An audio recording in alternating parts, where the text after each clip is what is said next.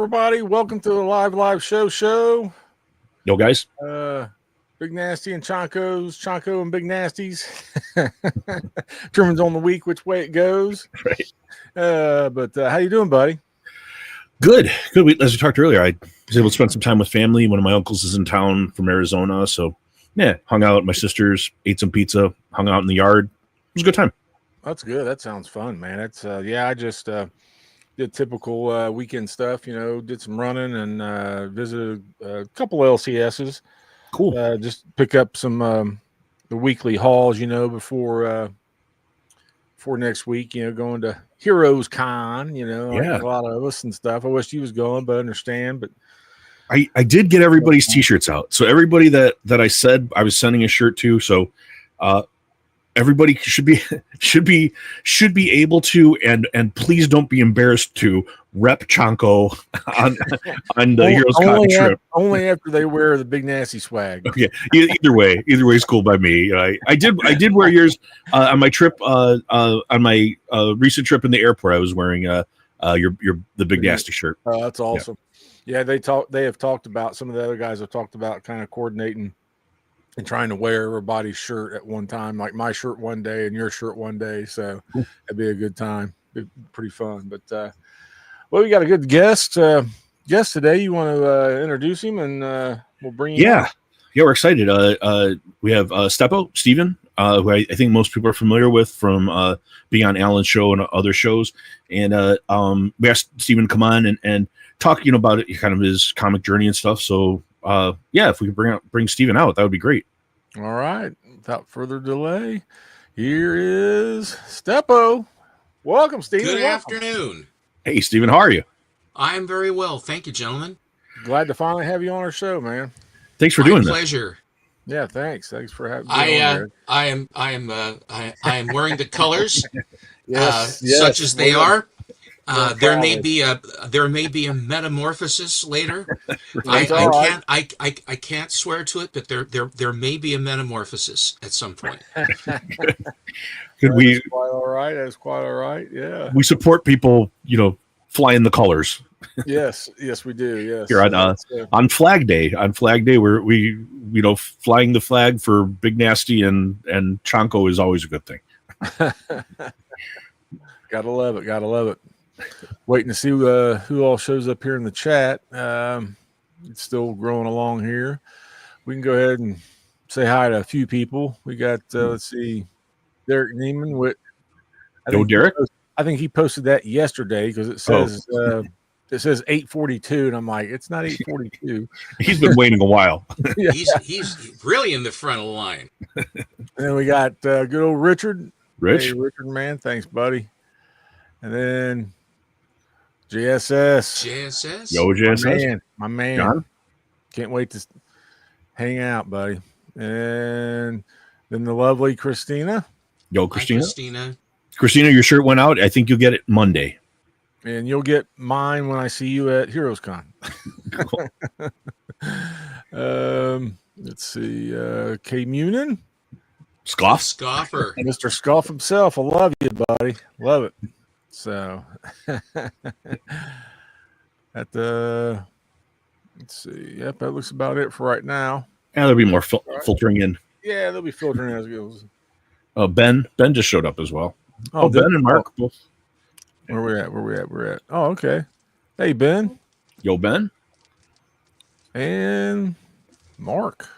Yeah, I checked Mark's channel out earlier today. He's doing some good stuff with Archie. Everybody should check Mark's channel out. Okay. Growing cool. channel. Sweet. So, I think JSS. Right.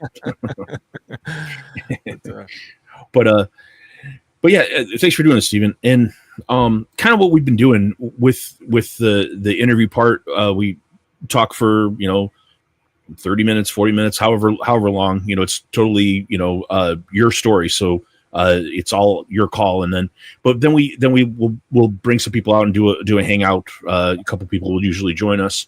But the first question we've been asking people is, tell us, how did you get into comics? Your comics origin story. How did you start collecting? Well, it was a dark and stormy night. No, the way it started was this. My parents were my family's in the hotel business. And when we would go to church on Sunday, then afterwards we would go down to the Imperial Hotel, which was where my father worked. The Mallory Hotel was the first hotel we got here in Portland. My grandfather got that in 1943. Wow. And then through various things that he did, then he basically did everything he could. Every My dad said they even went into his piggy bank to get money to make the down payment on this hotel because it was a big deal to do it.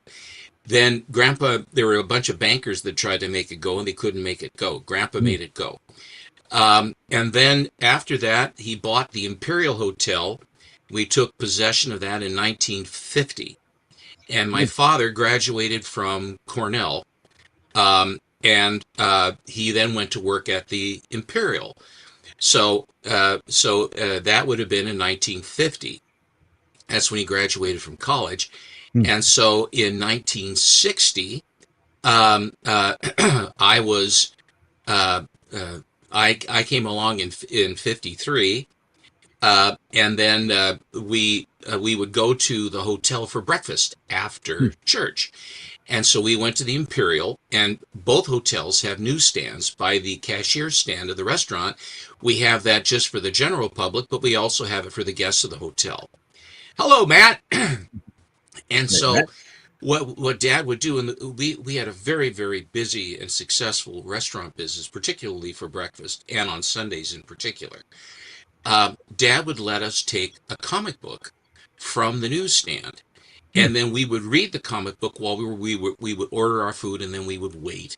And of course, with my father, it was a busman's holiday because he's making notes on things to do and people asking questions. Right. I can't think that's a very relaxing thing to do, frankly. But so in any event, that's where I've got my first comic books that I can remember. And the very first comic book that I remember is this one. Whoa. And I remember getting this off. Can we make him big, Rich? Huh? Oh, can we make him big? Yeah. I forgot. Sorry about that. Hang on a sec. There we go. That's I got this was this was the first comic I remember vividly getting off of the newsstand. Wow. This book came out in November of 1960, but it actually came out September 10th, 1960. And in September 19th is my birthday, and so I would have I was about to turn 7, but I was 6 when I got this book. And and it's obviously it's a code book because in 1960, since 1954, beginning the comic code happened in 54, and then early 55 was when the stamps and it was in full operation. So that I just wanted to show you that was my first, and so when we would go down there, I would get books from 1960 till about 1964. That's where I got my Amazing Spider-Man #1, my Journey into Mystery 83, various and assorted Fantastic Four 5, 8, and 13. Lots of DC comics that I had. And then in 1964, right after the Greatest Log Cabin burned down from the Lewis and Clark Exposition by arson, my brother and I, chunks were falling down of this first growth timber. It looked like a cathedral. It was a beautiful thing. Wow. But anyway, the fire was so hot because this was all first growth timber from about 1903, 1904 out of Oregon's forests and the Pacific Northwest to build this cabin. If you look it up, it's a phenomenal thing. I thought God lived in there, the way there was always kind of a fog up at the top. I mean, it was the damnedest thing to go into that. It was like a cathedral. Wow. But in any event, what happened then was we were chunks of the building were falling down. My parents' house was at over 1,000 feet in Portland Heights, and the stuff was raining down, and it was dug fir. But the fire had been so hot that any moisture in it was gone, and it was floating down like balsa wood. Wow. Blackened. It was the damnedest thing. I mean, that was one hell of a fire. Yeah. So my brother hot. Doug and I got jars, and we picked up these ashes and from the forestry center. And so a little bit prior to that, my mother got after me because I had comic books lying around in our family room, and my mother was accepting of comics. A lot of guys' moms did not want them to have comics, like superhero books, that they were bad.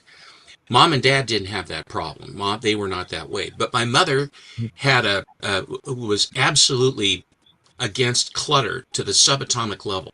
She could not stand clutter. And so she said, please, Stephen, I can't stand having these books lying around. I said, okay, Mom.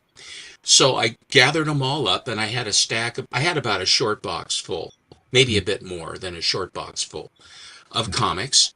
And I put them all together, put them in order. And by our back door, our house was from 1929 house.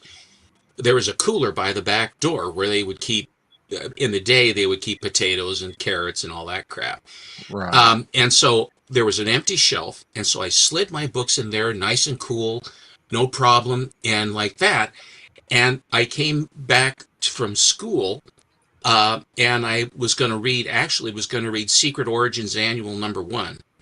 Because I love that book, and I've read that thing so many times. Yeah. And so I went into it, and my books were gone. And I said, hey, Mom, where are my books? And she said, well, I thought you didn't want them anymore. I said, Mom, I picked them all up for you. I put them out of your way. Where did they go? She says, well, I put them in the garbage. I said, well, is it still there? She says, no, the garbage man came today. Oh, no. No. So that's my mom threw my books away story. That's happened to so many people too. Oh my gosh. And the thing was that they weren't in the way. And anyway, it was just one of those things. Yeah. So in any event, that's how I first started reading comics. And we would continue to, by this time in 64, 65, I had a paper route, and I would make money selling the Oregon Journal newspaper. It was the evening paper. We had a morning paper called the Oregonian, which, however newspapers are anymore, it's still going, but it ain't much the way newspapers are now. Sure. But so I basically delivered the Journal, and in my book that you have, Chonko, my grandfathers did the Journal as well.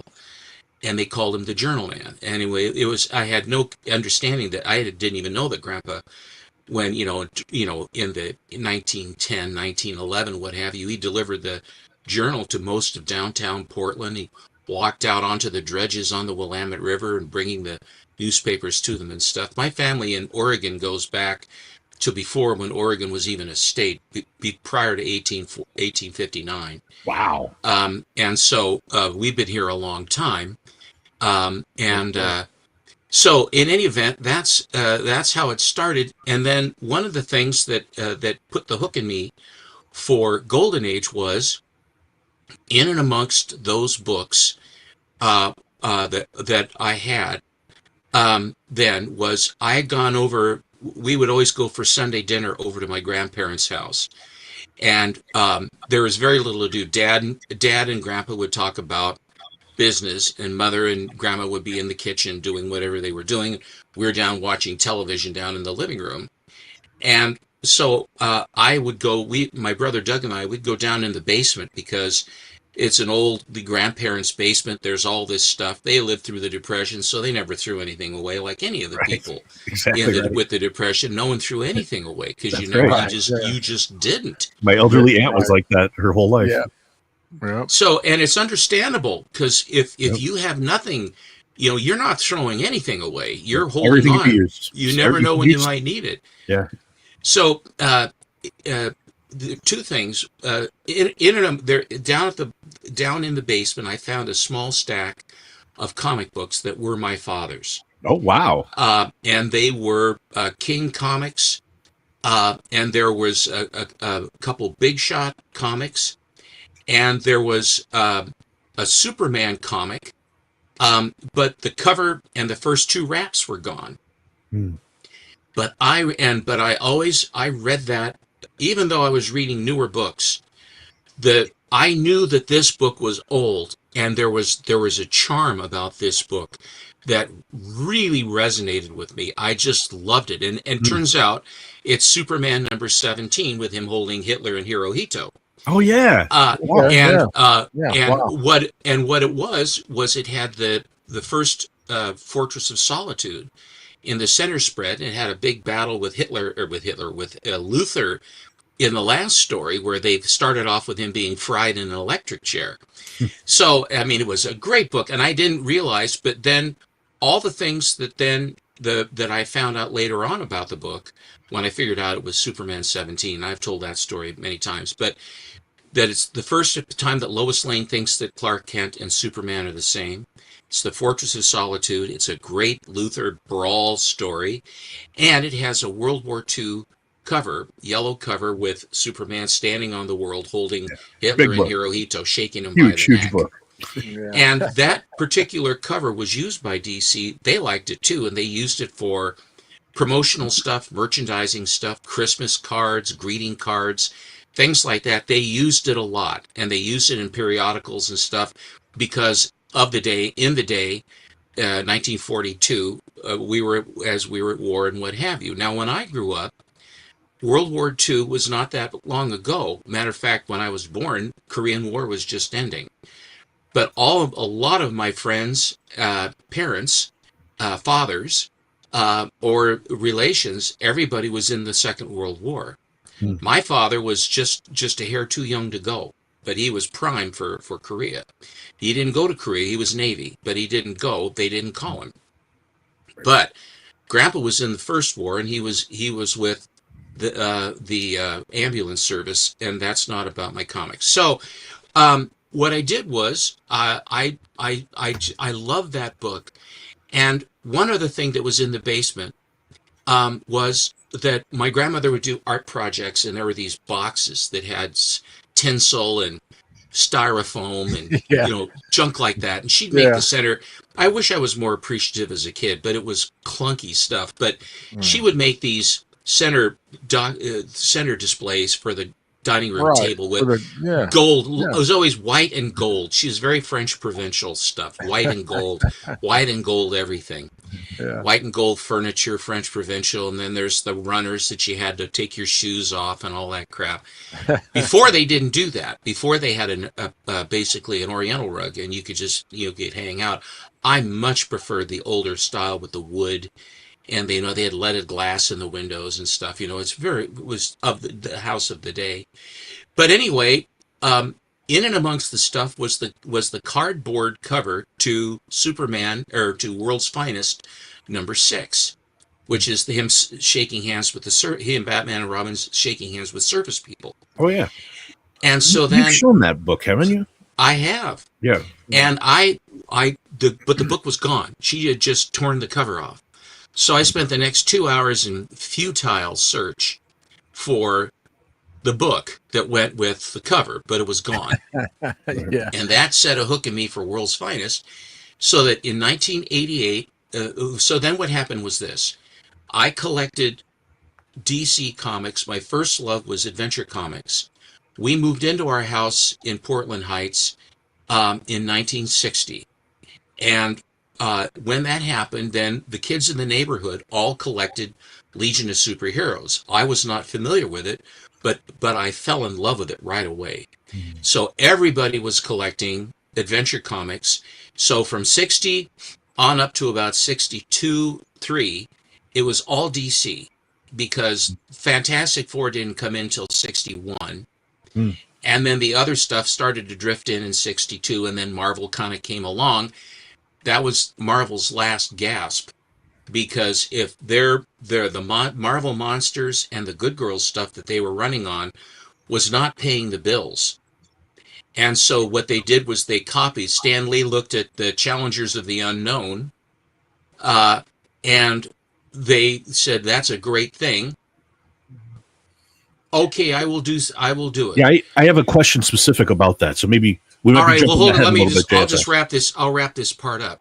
So anyway, then when I sold I collected all the way up to 1988.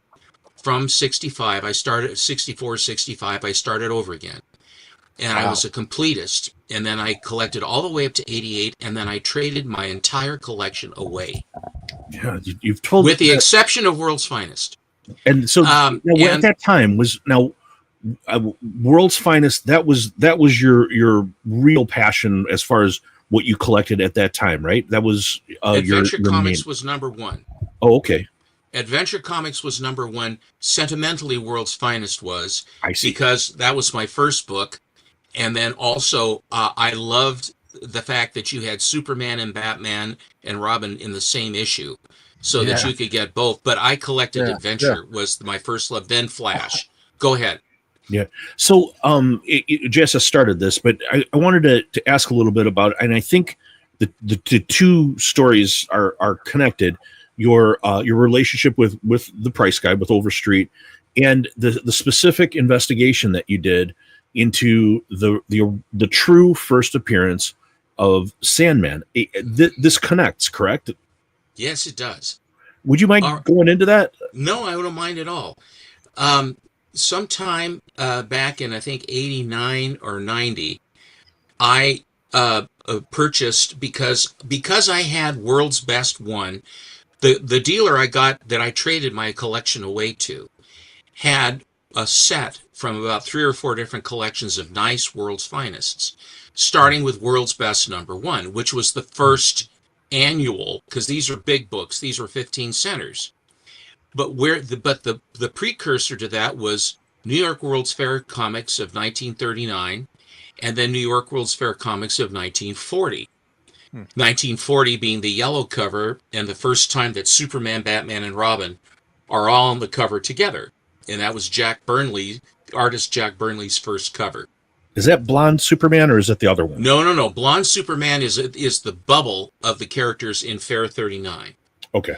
And when I bought the book from the dealer, he said, there are some people that think that this book, that Fair 39, predates Adventure Comics number 40 as the first Sandman, but no one knows for sure. Now, remember, everyone had accepted up till then, right? That everyone thought that it was Adventure 40. Got it. But some guys who actually were more advanced knew that 1939, and here's Superman, and here's the Sandman on the cover, and a Sandman story inside. So what I did was, that's sort of like, I'm a student of history, as you guys know. History is how the whole thing works for me. I basically suspend my disbelief as much as I can, and then put myself in the shoes of these kids reading these books when they were new, what was going on in the world. And it's a really surreal thing, if you can do it, to think about, the Normandy invasion, or the Battle of the Bulge, or Pearl Harbor being bombed, or any number of different things that went on, the Battle of Britain. Things like that. And of course, the radio was where they were getting all their news, or going to the theaters for the newsreels. So, but that whole, the way America was, the way we came into the war. So what happened was this: there's no internet, there's none of this crap. Right. So what I had to do was, I bought a copy of Fair 39. And then I started the process of trying to determine how and in what way Fair 39, when did it come out? Well, what I did was, I contacted the Copyright Office of the United States by letter. And then because they wouldn't take phone calls. They wouldn't take credit cards or anything like that. And what I found out was that in order to protect the title's name and the characters, they would register their books and characters with the Copyright Office to protect their property. their property of the characters and the titles of the books. And so this is those really things dedicated, by the way. Like, this is dedicated to the hobby to be able to do this. Right. And, so I sent a letter and I asked for information of dates of publication for both of those books to try to find out. And then what happens is that then when they finally get to your turn, then they'll send you a letter saying we need this money. I write them a check. The check goes off, then the check has to clear, then my turn finally comes up, and then they look at it. How long that takes, then they send the letter back to me to show me what they found out and all this other stuff. Now, in the interim, as these things are going on, about this time, the Gerber Photo Journal came out. The first volume. They came out. Wow, that's like really like serendipitous that comes out as you're doing this investigation. Well, now the journal doesn't give you dates of publication, but what it does do is it gives you the pictures of the books. Okay? Right. Yeah, I have them right here next to me. Okay, I have quite a few sets of them. The first one I bought though was the leather. It was leather with a slipcase. I've never seen that. So what I ended up doing was the A through F came first, which had adventure. It didn't have N for New York World's Fair, but it had adventure. And the interesting thing is that all of the books in the Gerber Photo Journal are the Mile High collection. Yep. And the reason why it is because Ernie Gerber and his wife especially Ernie, wanted to have the best possible pictures of these books to show and reproduce for people to look at in his book. And it took years to do. It cost him his marriage. It's something. But it was his labor of love. And so I'm looking at the dates of delivery on the Mile Highs, which a more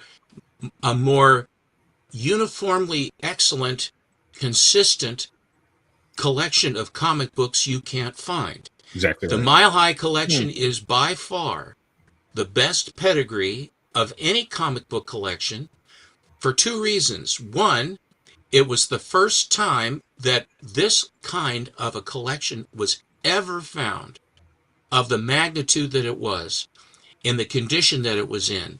And the second thing is it changed the grading system of comics forever. Because up to this point, books that they thought were near mint books turned into VFs. Yeah, close, yeah. Wow. I mean, it changed everything. And I remember at the time that they were selling these vaunted Mile Highs. I heard about them. And they wanted double guide for them. I said, why in the hell would I pay double guide for a book? I mean, it was so funny. And now, what a bargain it would be at this point. Yeah. I mean, but you have to put this in. So anyway, of course, yeah, historically. I then got a hold. I looked at these dates of delivery, the dates of publication.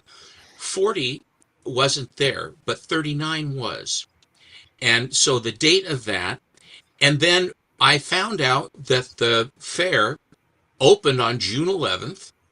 And of 1939, and it worked out that Adventure 40 was 42 calendar days after Fair 39. And in my studies, in my following up, through various ways, I figured out where Vincent Sullivan, the editor of Adventure 40 and Fair 39, who also did some of the art on the cover of Fair 39. The bubbles on the side were done by Fred Gardner, very prolific, very well-known Golden Age artist early on. Mm-hmm.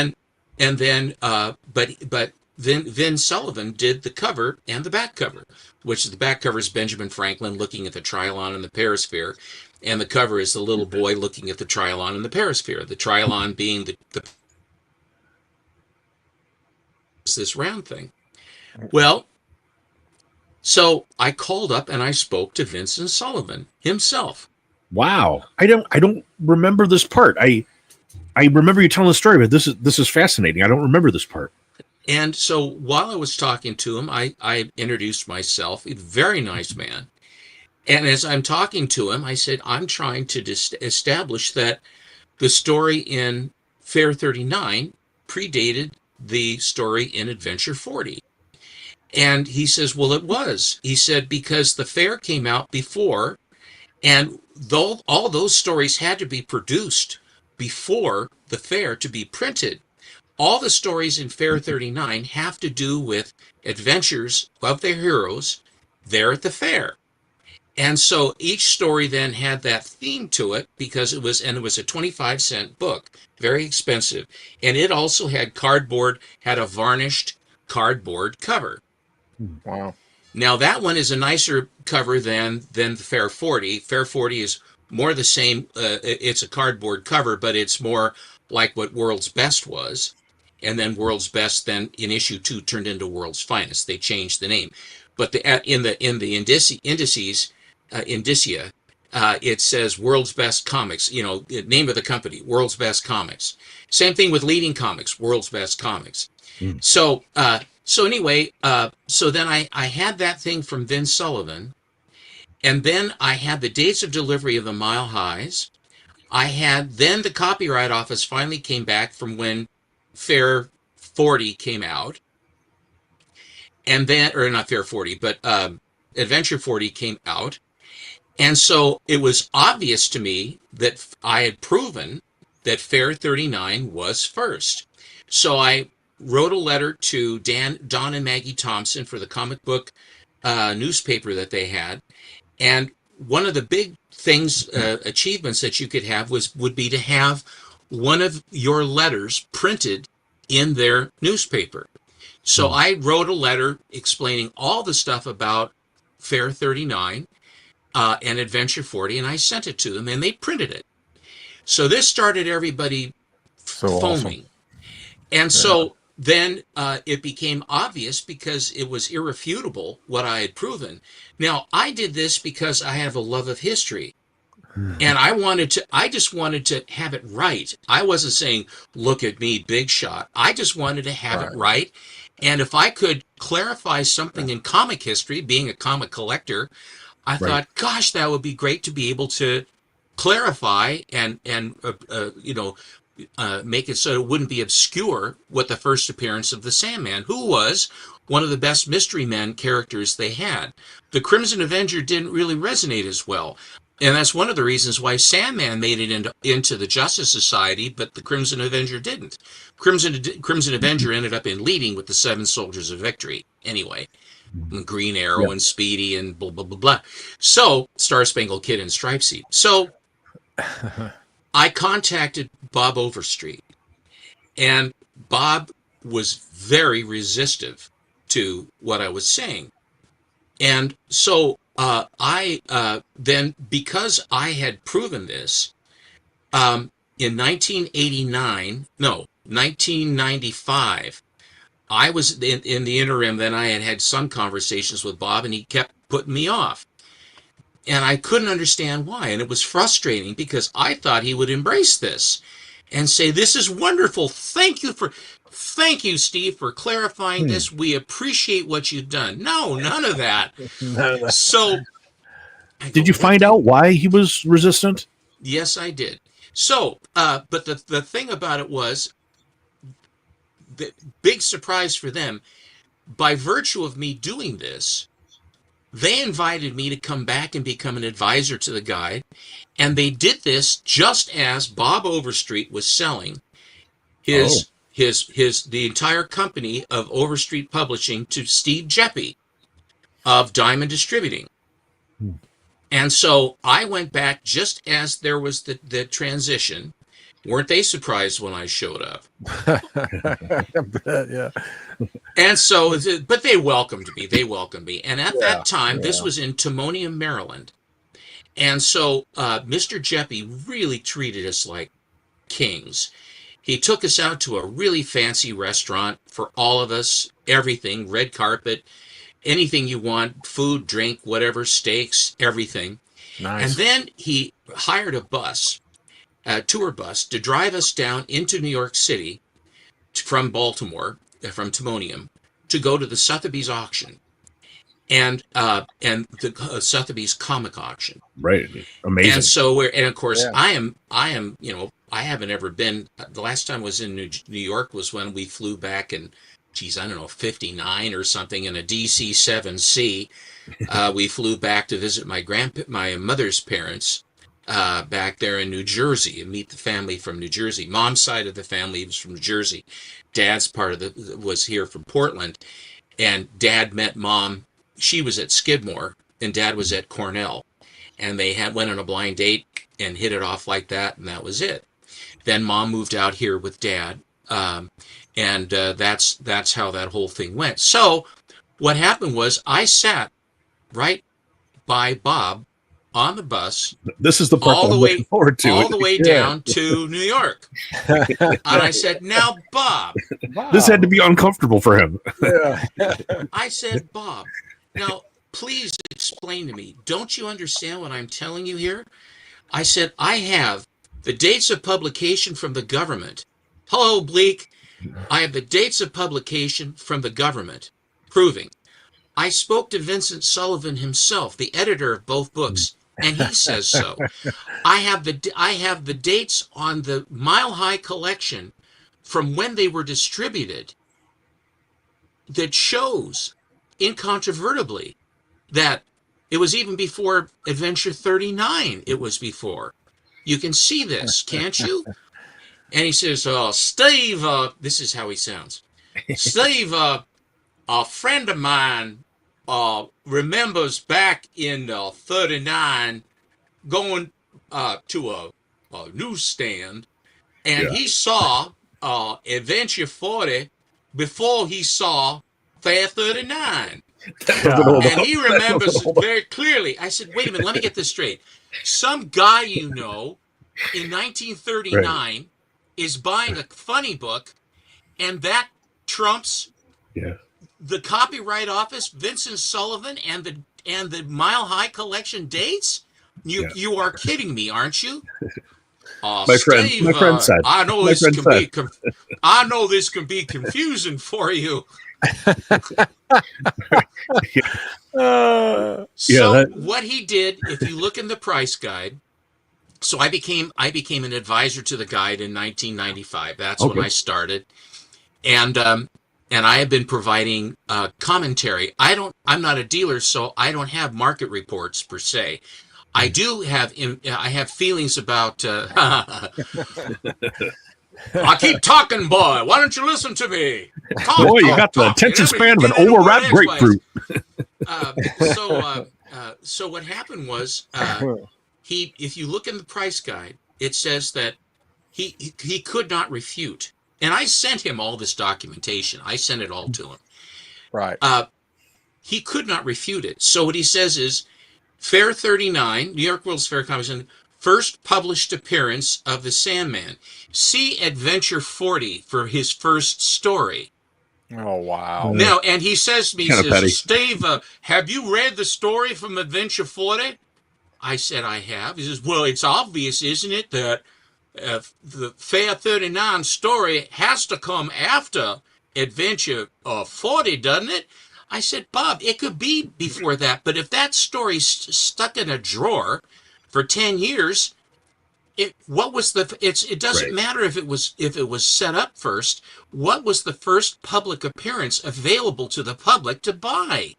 Yeah. It isn't. That could have sat in a desk for 50 years. It doesn't make a difference. It's the first story. Well, it is the first appearance is the first story of the Sandman to the public. So now I have proven I have a bifurcated first appearance. It's the only one I'm aware of that does this in the guide because.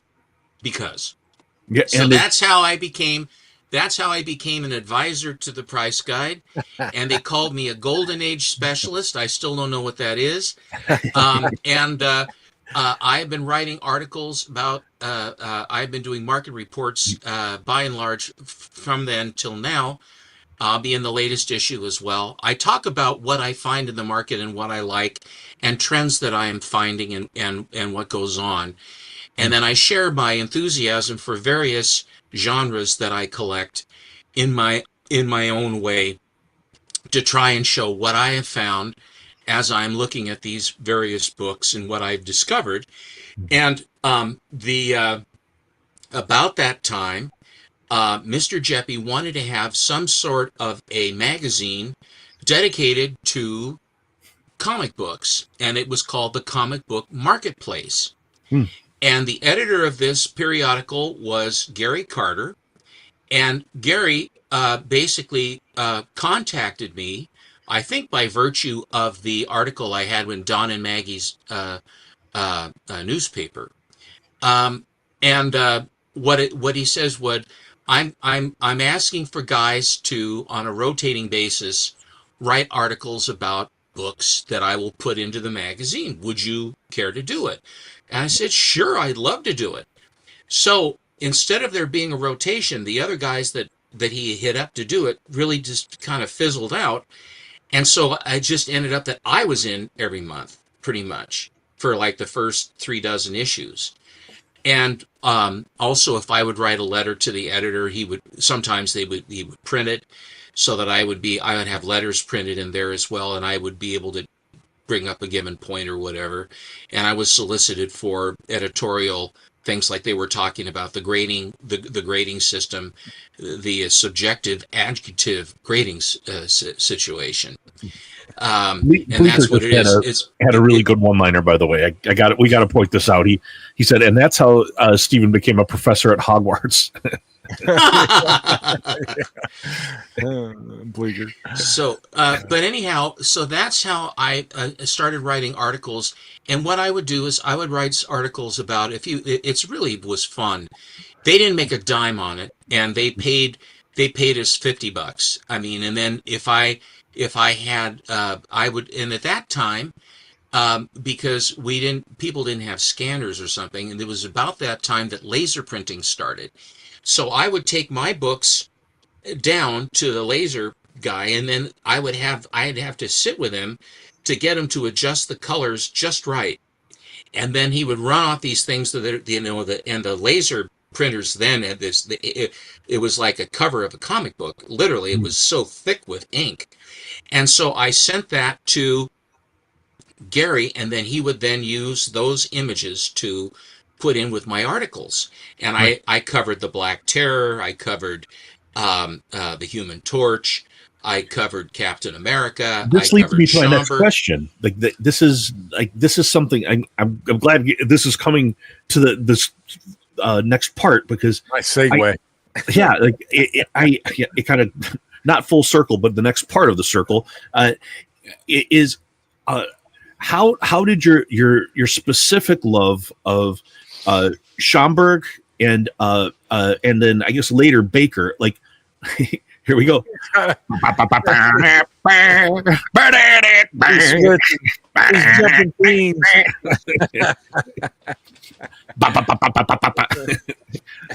those are great colors, I gotta say.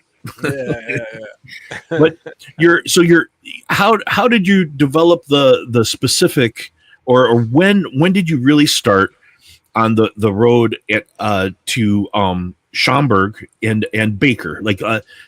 I've learned about I didn't know about Baker at all before watching the show with you and Alan, and then Who? Okay, go. And also, and I knew about Schomburg, but I didn't have I didn't understand fully how important Schomburg was. When did you get into specific artists within the Golden Age and collecting artists specifically, Schomburg and Baker? I can answer that very easily. What I did was, when I traded away my collection, the dealer was telling me about the fact that Golden Age comic books were the market. The pendulum will swing back and forth. This is in the early 90s, 88, 89, right? And the market, the amount of knowledge that was coming out now was much more. And the Gerber Photo Journal showed all these Golden Age books that no one even knew what they looked like. Before, you had no idea. In a string of books, they'd say 10 through 20, 21 through 30, 31 through 40, and they would have prices, but you had no idea what the covers looked like. One cover would be the Captain America Holocaust cover. The next cover would be him fighting some guy in a bank. Well, which one do you want, right? And Right. at the You know right time, a lot away. of them had the same price. They didn't distinguish. This is early. This is early on, right? So, and that the other thing was, is when you got the mailing list, you had to call right away, because if you didn't, the books that were on offer would be gone, and sometimes they would put pictures of what the books looked like, and then you'd be in a hurry to do it. But he opened my eyes. He showed me Schomburg books, and he says, this is one of the guys that's the best guys. I don't know if you like him, but you see what you think. Well, I fell in love with him. Yeah. And so what I did was, I was looking. He had, like I said, I traded my, I think it was about 70 long boxes of everything I had collected from 1965 all the way up to 1988. Everything that I collected went to him. And so I had a credit of about 32 grand.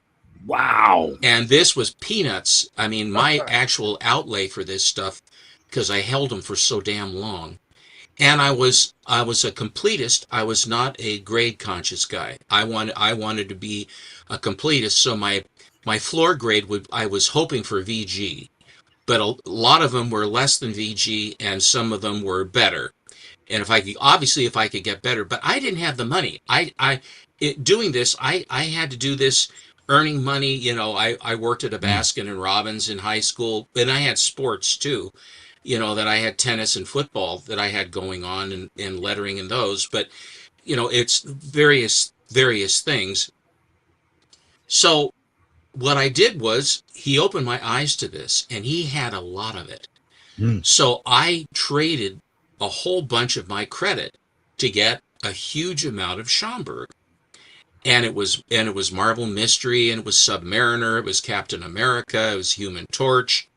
And things like that. I was not collecting DC per se. I had shifted over to Schomburg, and Schomburg wasn't at DC. Now, but I had some DC because I had World's Finest, and I did like them. But I didn't go after adventure, more fun. The adventure comics of the World War II adventure books. You know, any of those others. I really didn't chase those. I was going after Schomburg. And I fixated on Schomburg. So then, when I was back east at Timonium, I met a couple of dealers, one of whom was David Alexander, DTA Collectibles. And Dave has been in the business for a long time and a great guy. Well, anyhow, he pointed out to me that Schomburg worked in other companies as well. I said, well, really? Show me. What do you mean? And he sent me some Standard Nidor books to look at. Well, then the guy that I had traded with was in conversation. He knew Ernie Gerber, and Ernie had in his possession, he owned the maybe among others, but he owned the Mile High Black Terror run. Wow. And the Mile High Exciting run, and those are the books that are pictured in the photojournal. And so my dealer got those. And he says, and he wouldn't break them up. He says, would you like to buy a Schomburg, the Mile High Schomburg run of Black Terror or Exciting? Oh my God. And I said, wow. And I said, yes. Yeah. and so I bought the Mile High run of Black Terror, and I wanted to get some of the Excitings, but he wouldn't break it up. Then a while later he did, and then I got a few of those too. So, that's how, and so I still have them. Those? Are those still in your collection? Absolutely. Yeah, I thought they were. I showed them the other day. I showed them a little while ago. Terror. Yeah.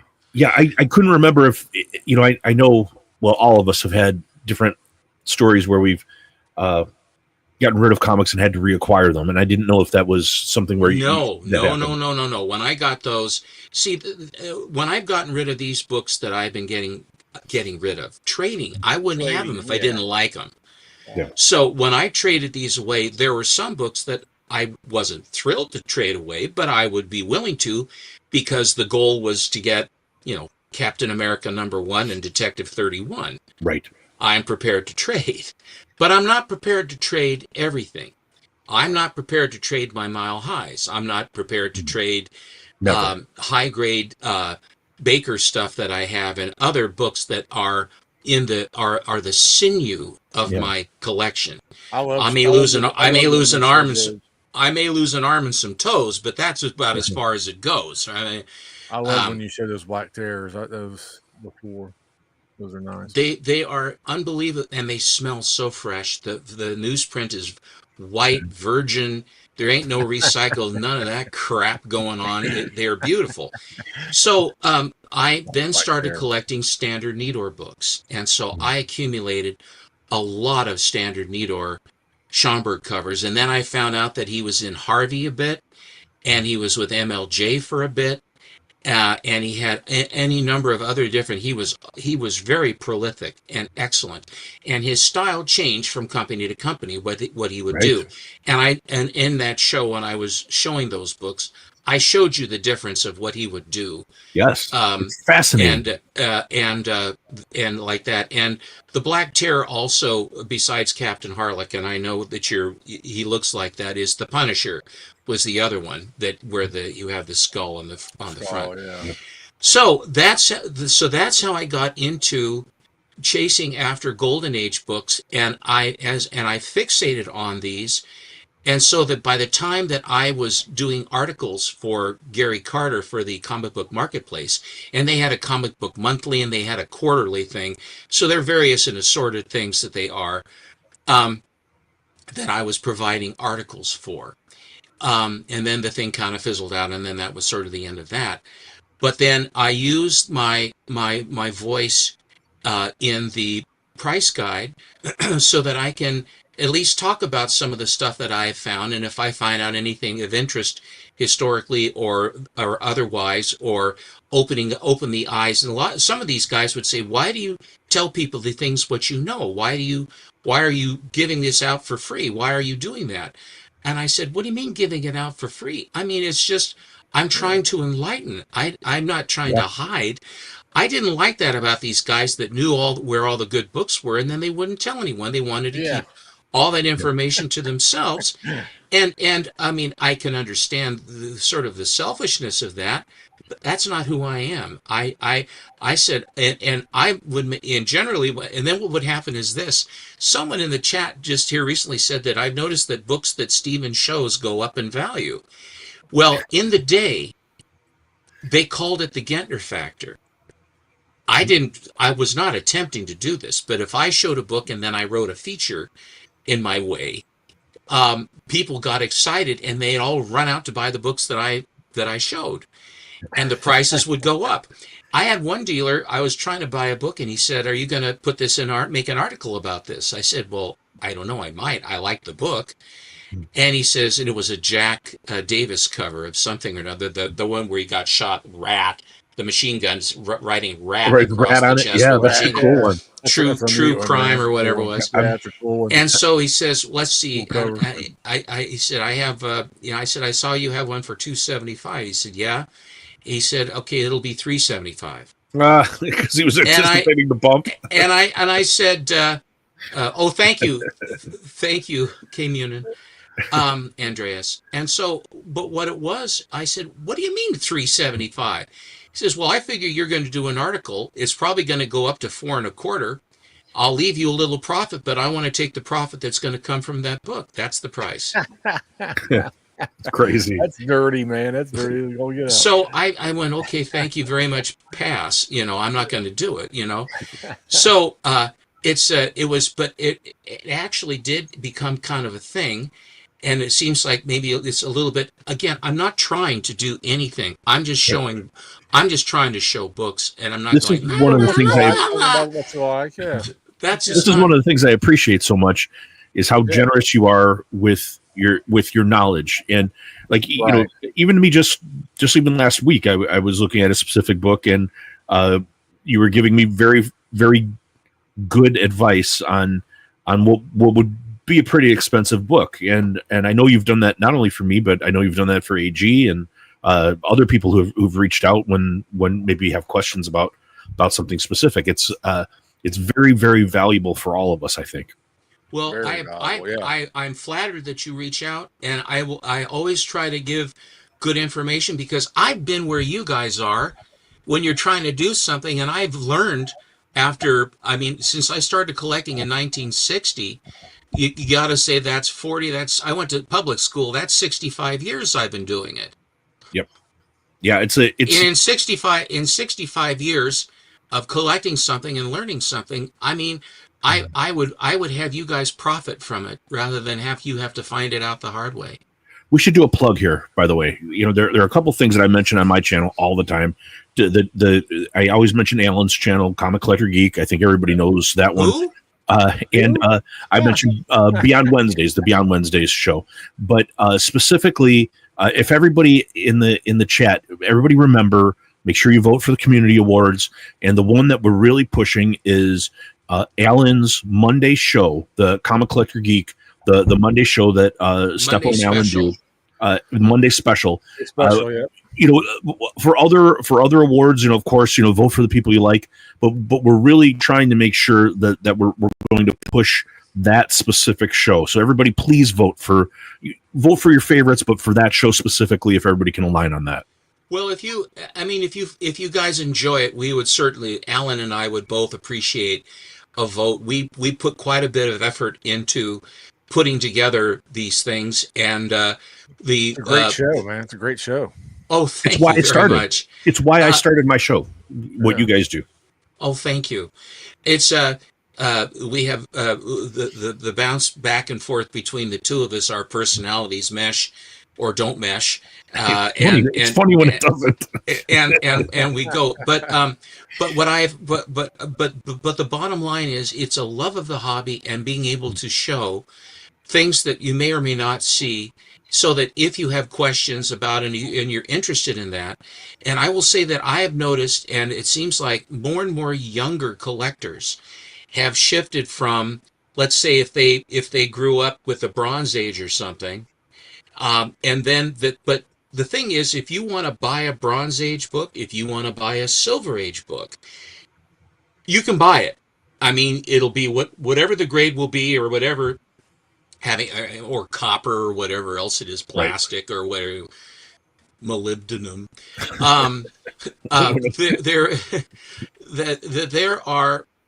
Well, thank you.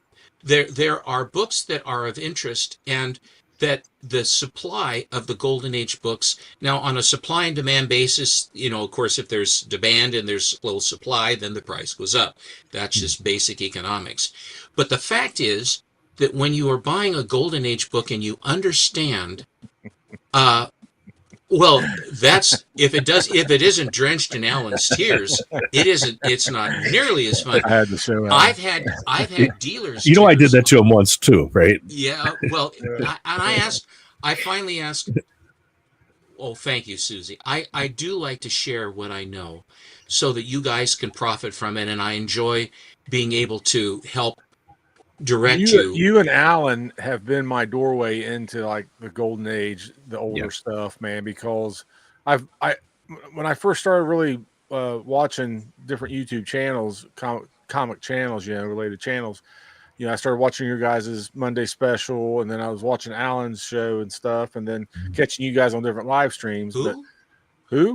Yeah. And I have that. Yeah, man, it's I'm a big novice. It's one of those things I keep trying to dip my toe into to get into, but I'm still learning, and it's always a joy to listen to you and stuff, for sure, and just gain some knowledge. Try to retain some of the knowledge, maybe an inkling of what but it's like you said, it only comes from experience, only comes from dealing with it as long as you have. Not to say that you're old. I'm just saying, you've been around a little while. I'll be 72 this year. I'll be 72 in September. You're great for 72.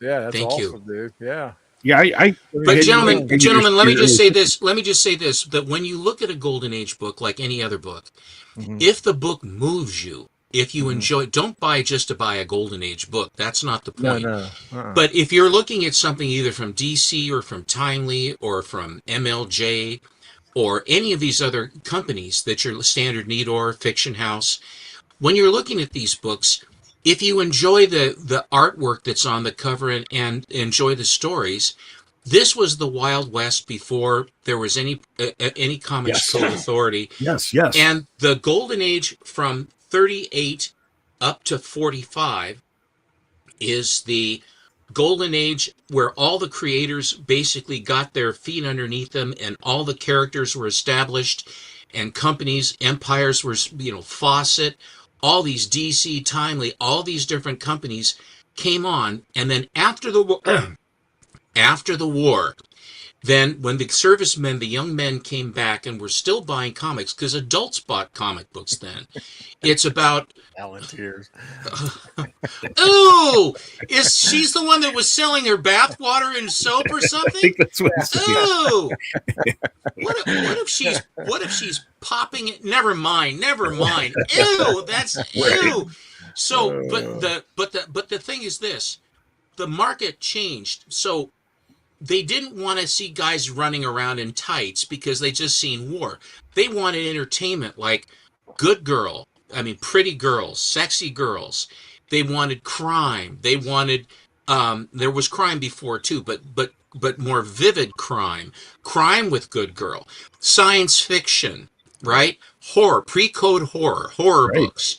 Okay, all of these things, that whole modern those topics, those genres came in at the end, right after the bomb dropped and the war ended in 45. Then from 45-ish, say 46, up to 51, 52, that is what is the golden age, but it's actually the atomic age. They say atomic because the atomic bomb dropped. Hi, Steve. Stevie D just finished a picture of me. It's awesome. It was awesome, by the way. Stevie's getting really good with his art. It's fun that I've arrived. I love that one right there. That's Mr. I got my shit together, man. Which is good. That's Stevie.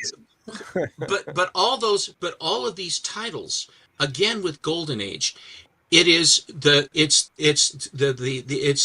the inception and the creation, and then it basically morphs into these very specialized niches that they come into. That if you want to collect, if you're collecting the really early All-Stars or the early Timelies or all that stuff, those are blue chips that are expensive, no matter what you do, generally. And if they're an iconic cover, they're going to be more. But these things do hold their values a little bit better than the mercurial thing that you're getting with the Silver Age and with the Bronze Age. And isn't it interesting how it came full circle? Like, I'm sorry, I didn't mean to interrupt. Right? Okay. But like, where now it's like we had Kendrick Lim on Kunka a few weeks ago, and just asking him what he likes to draw, what his favorite things are, and his answer is hot chicks and monsters. That's what he likes, and it's universal, and it's come full circle, and this is what we all are into now. Hot chicks and monsters. That's what sells. Yeah. You know, it's the more things change, the more things stay the same. Right. Exactly. So, I will just finish. I'll just leave you with this thought, and then I'll show some books if you like. Absolutely. That the market, you can select, and if you have the Comic Photo Journal, or you can just look it up online if you want to. And there are the resources that are available to all you collectors now, and all the people with interest. You can look at anything you want to look at online and not have to do anything. I preferred the photo journal because then you could actually sit and study the pictures, and you could see a string of covers from a given title to see how they are. And then you can go to and type in that title, and they have it, let's say, and it's a 3.5 or something, it's $110 or $125. And it's a nice looking book, and it's Golden Age. Yep. And then they'll you use the credit card, which means there's no money involved, and then it shows up at your door, and you have it. So, or if you go on eBay, or if you go to auction, if there's a book at auction that you want, or if you go on one of these online auctions, like Astonishing Auctions or any of a number of them, Madhouse, that I go to. I mean, I go to those. Beta Ray Jim's Action Auction. These three, that these books will, not so much the Golden Age, but I know that the Silver Age and Bronze and things of that nature will come up, and sometimes Golden Age will come up too. Mhm. More likely than not, if you're after Golden Age, you're going to have to find a dealer who specializes in that stuff, or get lucky at your LCS, or that you do what I said and you go either. And the other thing you can do, a trick is, if you go on eBay and you go to Golden Age, and then you put there are two things you can do. One is you go ending first. So in other words, if there's a book that's been there, shop worn, it's been looked at, and it's coming out, then you can make a bid and get something inexpensively, and you can see what's available. The other thing is you can just say newly listed, so that if you can catch somebody who doesn't know what they have on the front end, you can do that too. But what you also can do is put lowest price first, and then just scroll. And then so you don't have to have a huge budget to do this and find books that are interesting to you. Just go through and look the pictures over carefully. And if you see a book you like and you not quite sure of the pictures, you can ask the guy to send you another picture.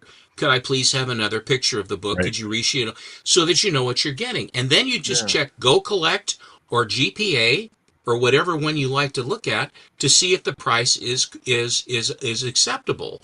Or I mean, where it is in terms of FMV. If FMV is $15 and they want $25, that's not an issue. If FMV is $200 and they want $600, then I have an issue. That's right.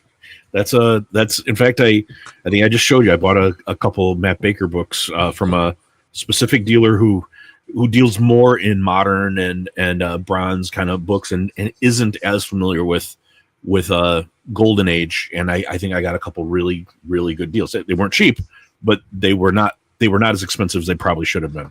If you feel as though you're having an arm or limbs amputated to try to buy it, the other thing is this: if I felt like he's sending me an arm with it. I think I took him. You only need one kidney. I told you that. That's right. Put some ice on it. It's going to arrive with a bloody stump. But the fact of the matter is, if the book is too expensive and it's too rough, wait for the next bus, because if you buy it, then if you finally have to sell it or trade it, then you're going to have to make excuses for that book. In other words, if there are big chunks out of it, the guy says, "I'm sorry," and it's Joe Blow Comics number 7. It's the one. He says, "Yeah, but half of the cover's gone. I'm sorry, I don't want it." No, I would never do that. I always do buy the best copy you can buy that you can find and or afford.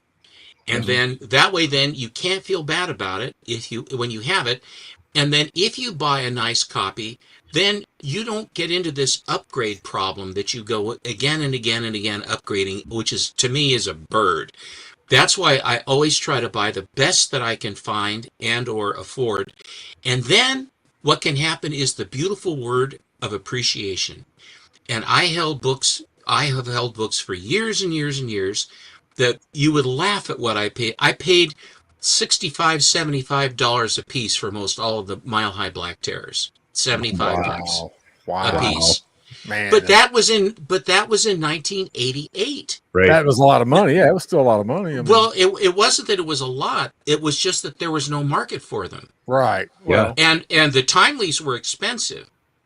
Right from the jump, the Mile Highs were expensive, and many of them were owned by Mr. Jeppy and others who, at the time before 2000, when they had them, because these came out in the 70s and early 80s, or whenever they were, maybe it was 90s, could have been, but 90s I think. But the thing about it was, when grading started, then if you fixed a book, if you had their little color touch or your tear seal, or it was cleaned with distilled water and vinegar or something like that, it's not the prescribed way, and so they give you the purple label.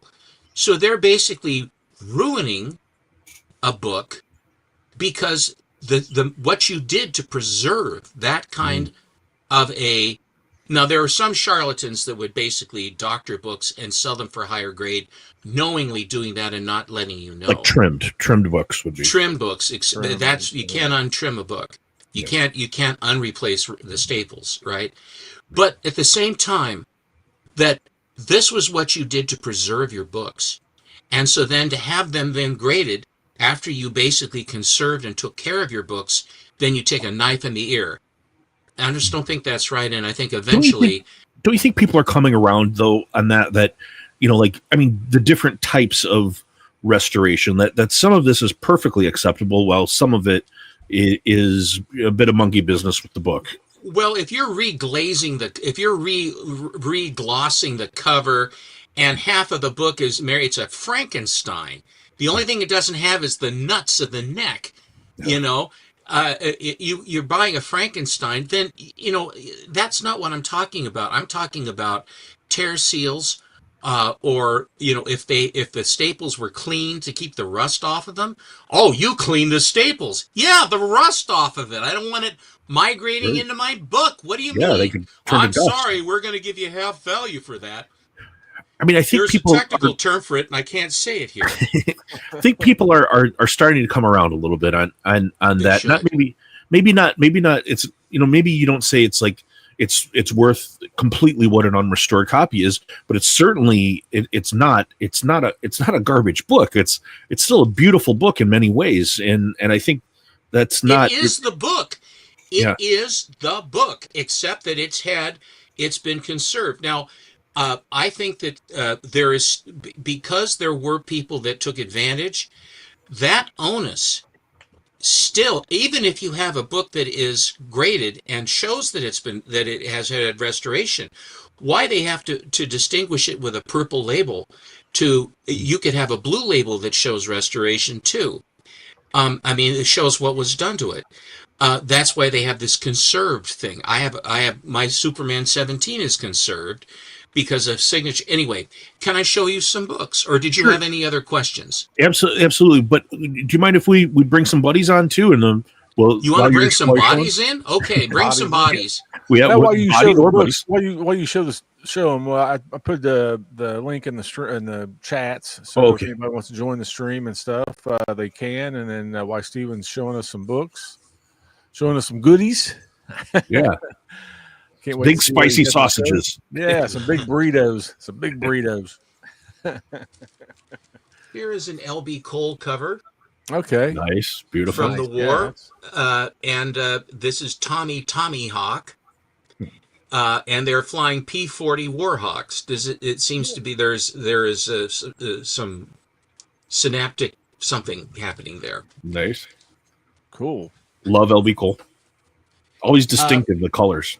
Oh, absolutely. And that's Mark Spears now is sort of and some people I've heard it say, I'm tired of Mark Spears. I'm not. I like Mark Spears. This one right here, the one I'm pointing in the back. Yeah, you want to know who just got that book? Who got it? That would be me. Did you read the bottom? All the stuff he wrote? Names? I have to confess, I was just looking more at that beautiful green skull. Yeah, he called out a bunch of YouTubers that helped him in the past, like Comic Tom, Swaggle House, Brian McClay on Brown Wednesdays. A bunch of the people that have promoted him like really early, like as he was coming, are all in the credits. I must show proper restraint here. I must show proper restraint. No, I don't want to just toss it. That was making some sort of a gesture. Right. Yeah. There you go. There you go. Heck yeah, buddy. That is so sweet. Gentlemen, I very much appreciate you sending me the T-shirts, but I had to wear both of them for you. Fiction House Publications is a very, very good company. Fiction House and Fox Feature Syndicate and Superior Comics and some others would buy from a place called the Iger House of Art. And they were packagers of comic book content, the complete book. So Superior Comics would buy Love and Marriage, issue 4. And what they would do is all of it would be created by the Iger House. They would get the stuff, they would print it there in Toronto, and there it would go. Fiction House was the same way. The guy that did Standard Nidor, the guy that did all those did Standard Nidor, Better, all those different ones, and Fiction House and others were all under the control of a guy named Ned Pines. So Ned Pines was a big name. You never hear about him, but he's the one that had all these companies. But he hired a lot of great artists at Fiction House, one of which is Maurice Whitman. And here is a nice Maurice Whitman cover. Oh, nice. Now, there's a couple things about this cover I just can't put my finger on. Right. Did he do the like Fire Hair as well? The Fire. He did a lot of the titles with Fiction House. I mean, a lot of the covers. Planet in particular. I mean, and also, but yeah. But you know that like the people in the bubbles, the girls in the this bubbles. is pre-code, because if this was a code book, I can tell you what they would do. They would say, okay, yes. So there's that. Here's another one of these. Nice. Hey, Stevie. Hey, how are you guys? Hey, there you are. Thank you very much. I love what you did, Steve. I appreciate it. You know what? I never met a Steve I didn't like. Well, I'm with you on that one. Yeah, I just finished Chaco's, but I want to show yours first. If that Make me small. Make me small, Rich. Let's show Stevie. Okay. This is I really worked hard on here. You can see the pinball machines. He's got the pinball machines and the wall of books. Yeah, the wall. And I changed everything up on his titles of his pinball machines. This is his icon on Instagram. Oh yeah. Oh yeah, that's my that's the Schomburg image. Yeah. Oh, that's a Schomburg. Well, the only thing I did that was really good on it was the mixing of colors to get the hues off of her highlights off of her dress. I was happy with that. And the next one, Steve is always talking the historical things of World War II, like internment camps and battles and aircraft and tanks. So the second pinball machine is WW2, the big one. And the third one, he's always talking about when he was a young man and his family. They had a hotel business. I wish I would have used a lighter colored Hotel Paradiso. It's a fantasy art place, and then where he always has his beautiful books displayed. And I got him a lemon tree. So anytime thank you, I needed one. Amazing. That's amazing. That's great. Thank you so much. Well, I was happy to do it. And I started out with what's on the comic rack, Mr. Akins. I drew my first little cartoon. And I called it Captain Calculation. And he's got a pencil in one hand and a calculator in another, and the pi signal sign on his chest. And from there, I started enjoying drawing, being a musician all my life. Right. I had to use all my fine arts credits for instrumental music, music theory, jazz bands, stuff like that, because that was going to be my career. Sure. And I wanted to develop a background. So I didn't have the opportunity to take art classes. And in college, there's no time for anything. But would you guys like me to debut an original piece of Chanco's Man Cave? Yeah, I'd love to see it. All right, here we go. All right, drum roll, please. Okay. Chanco is in the doorway. Okay. Does it look like him a little bit? Yes, it does. Yeah, it does. And who's in the chair? It's actual Chanco. Actual Chanco's in the chair. That's great. And the text is, well, you're walking in the door and you're going, Chanco, get out of my cave. Get out of my chair. And then he replies, He took my name. I'll take his chair. Very good. If actual Chonko ever got in here, it would be ribbons. He shreds stuff. He shreds stuff. Anything he can get his mouth on. And on the desk, he has dog bones. Yes, look, that's great. And a bowl of water. Yeah, that's good. He's got your microphone. That's great. That's and very then funny. What he's saying over here is in the big box. I think I'm going to start a YouTube channel and call it "How to Steal Your Master's Chair." That's right. And down here in the little orange box in comic books, you know how we always read if it's in Russian, it says translated from the Russian or Chinese or whatever. Right. This is translated from dog. That's good. That's very good. Choco does like to steal my chair too. That is fun. So I'm going to mail this to you, and I'm going to mail this to Steve. I will display it proudly. Big Nasties a couple of days ago, and I finished Alan. I made his chin way too long. That looks just about right. He forgot his tears. See, it looks more like him there if I could move the chin up. But and then he's got a slab, and it's a signature series 9.8. And it's called and it's a girl, right? It's a girl. And if you look at it, is Alan's hands. He's covering it. He's covering up the cover. That's so funny. He's covering her. And the price is $10. What comics is going to cost in about 2 years. Yeah, that's funny. Then, and what he is saying in the little text box is, this is my copy of the rare and hard to find Good Girl #1. And it's signed by Stevie D. Very good, Very Stevie. good. So I try to be imaginative with each of the people. And here is Brandon from Mon Comics. Yeah. Yeah, you showed me that. That's a really good one, too. I like the little dragon because I've never tried to draw a face of a dragon by itself. Tattoo on his hand. And when I'm drawing on the comics inside the picture, it's real small to draw on, so it's real detailed work, you know.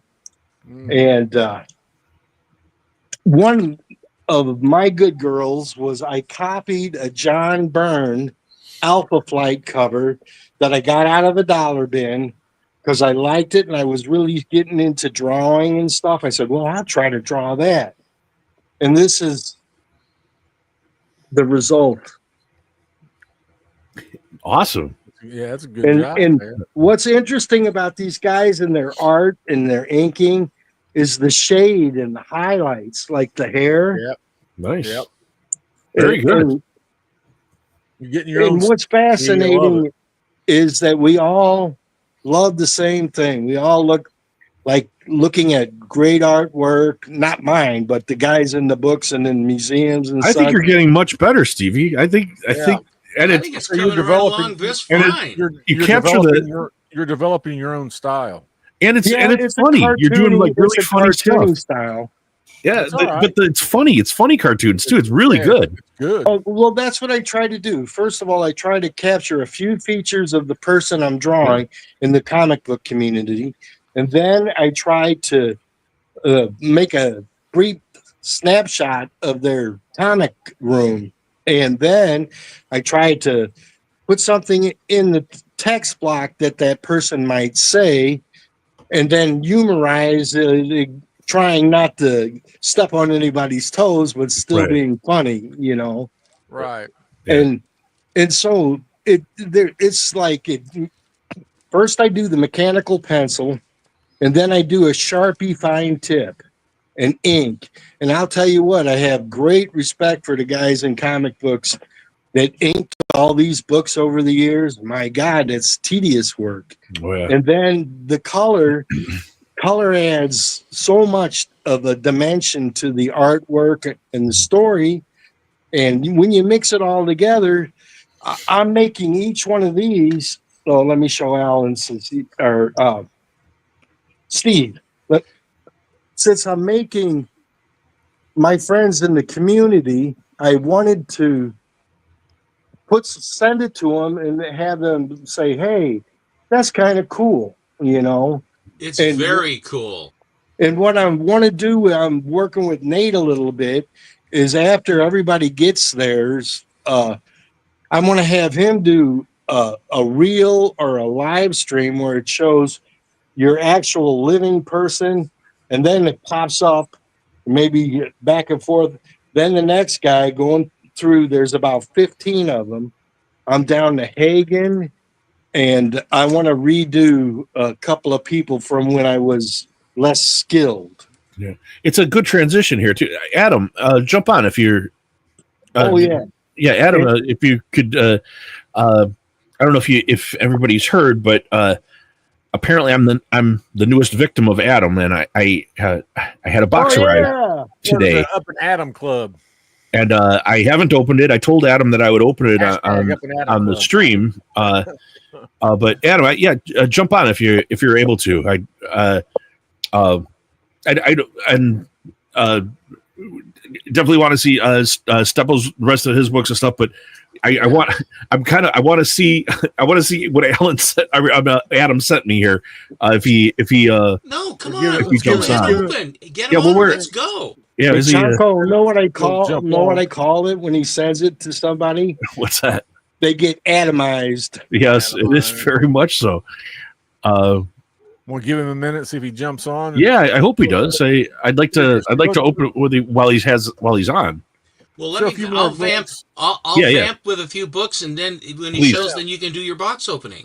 Absolutely. Yeah, I think that's great. Thank you, Steve, so much. I sure appreciate that. I'm glad that I'm glad that I was somewhere in the hierarchy and got my picture. I know that Nate's wanting to say I want to do trading cards of him. Yeah. Well, get them, collect them all. There he is. There's Adam. I waited toward the end of the set because I wanted to have my skills be higher because I know how much you appreciate comic art and stuff, well, I very much appreciate it. I love it. I really do. I think it's fun and it's great. I think it's great you're doing it. Yeah, I always love them. Whenever you share it to me on Instagram, I love seeing them. I love it. I was enjoying getting them in my Instagram, in my mailbox. I've been vibing right along with them. They're great. Well, Steven, let's go ahead and have Chanko do this real quick. You bet. No problem. And then we'll switch back around. So I got it right here. All right. It's packaged very well. Yes, I know. Of course it is. It's all the cleanup. I don't know. And the thing is, if I don't know if you saw my most recent pack unboxing, I was particularly mean on that one, and I regret it kind of. I mean, I know it's a part of the bit, and it's kind of hyperbolic. And where the guy said well deceived, very well deserved. In the most recent one, he sent me his dog shit packaging, but he put a little prayer card in, and I was telling the guy he should repent for his bad packaging before he sends prayer cards out. Wow, that was kind of bad. If he has an inn upstairs, my friend, I certainly would wear rubber soles for a while. I know it was not nice, but I thought it was kind of funny. So okay, here we go, baby knife. Do the sides first. I always like it when you talk to yourself. You say, "Now, Chanko, don't dig too. Don't use the knife too deeply, Chanko. Don't cut the book, Chanko. I thought about wrapping it within diapers. I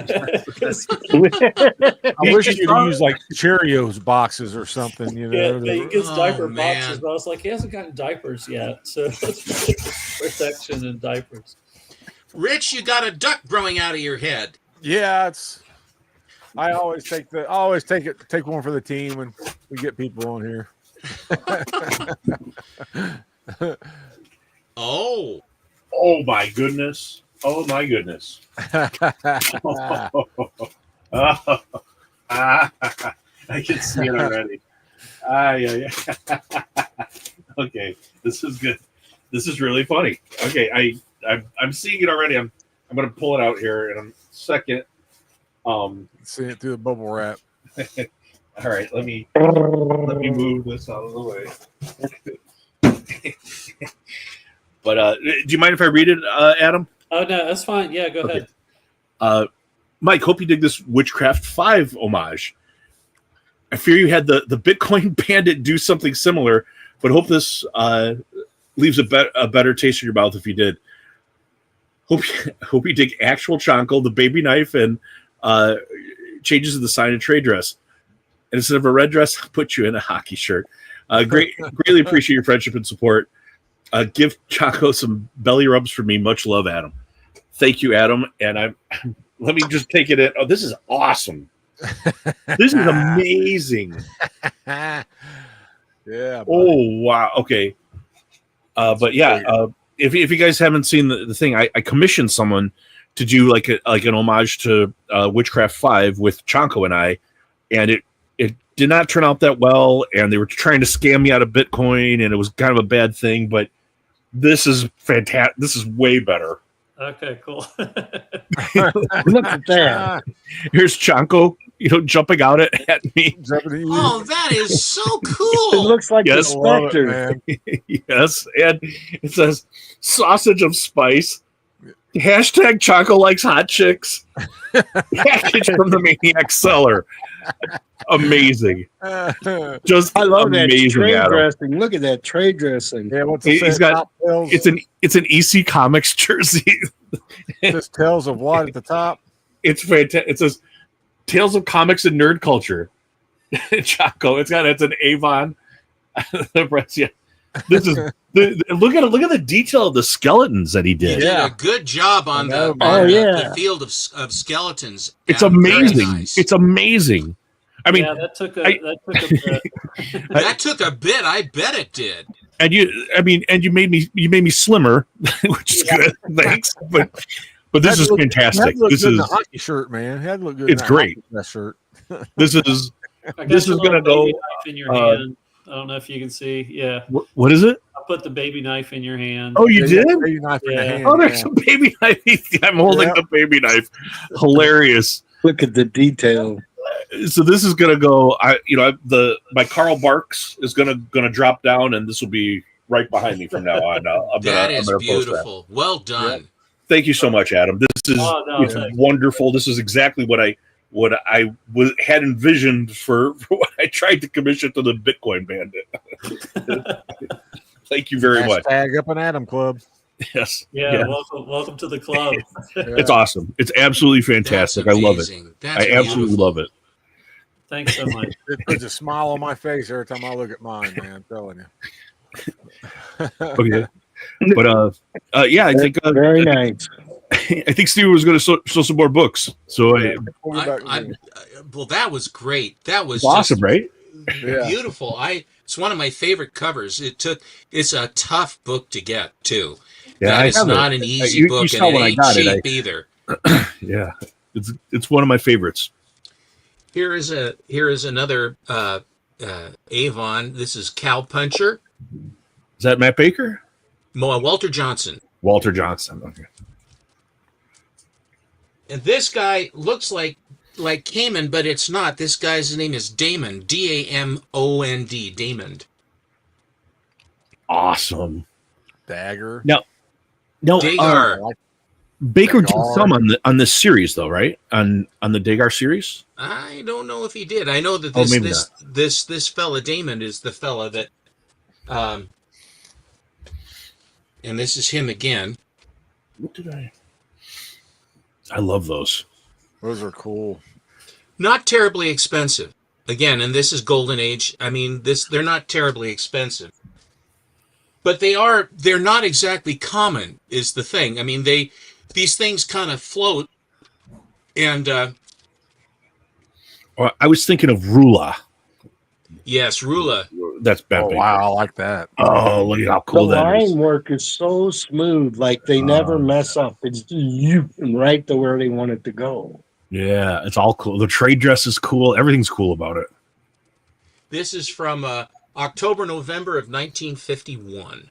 Nice. That's a sharp copy in colors for that. Thank you.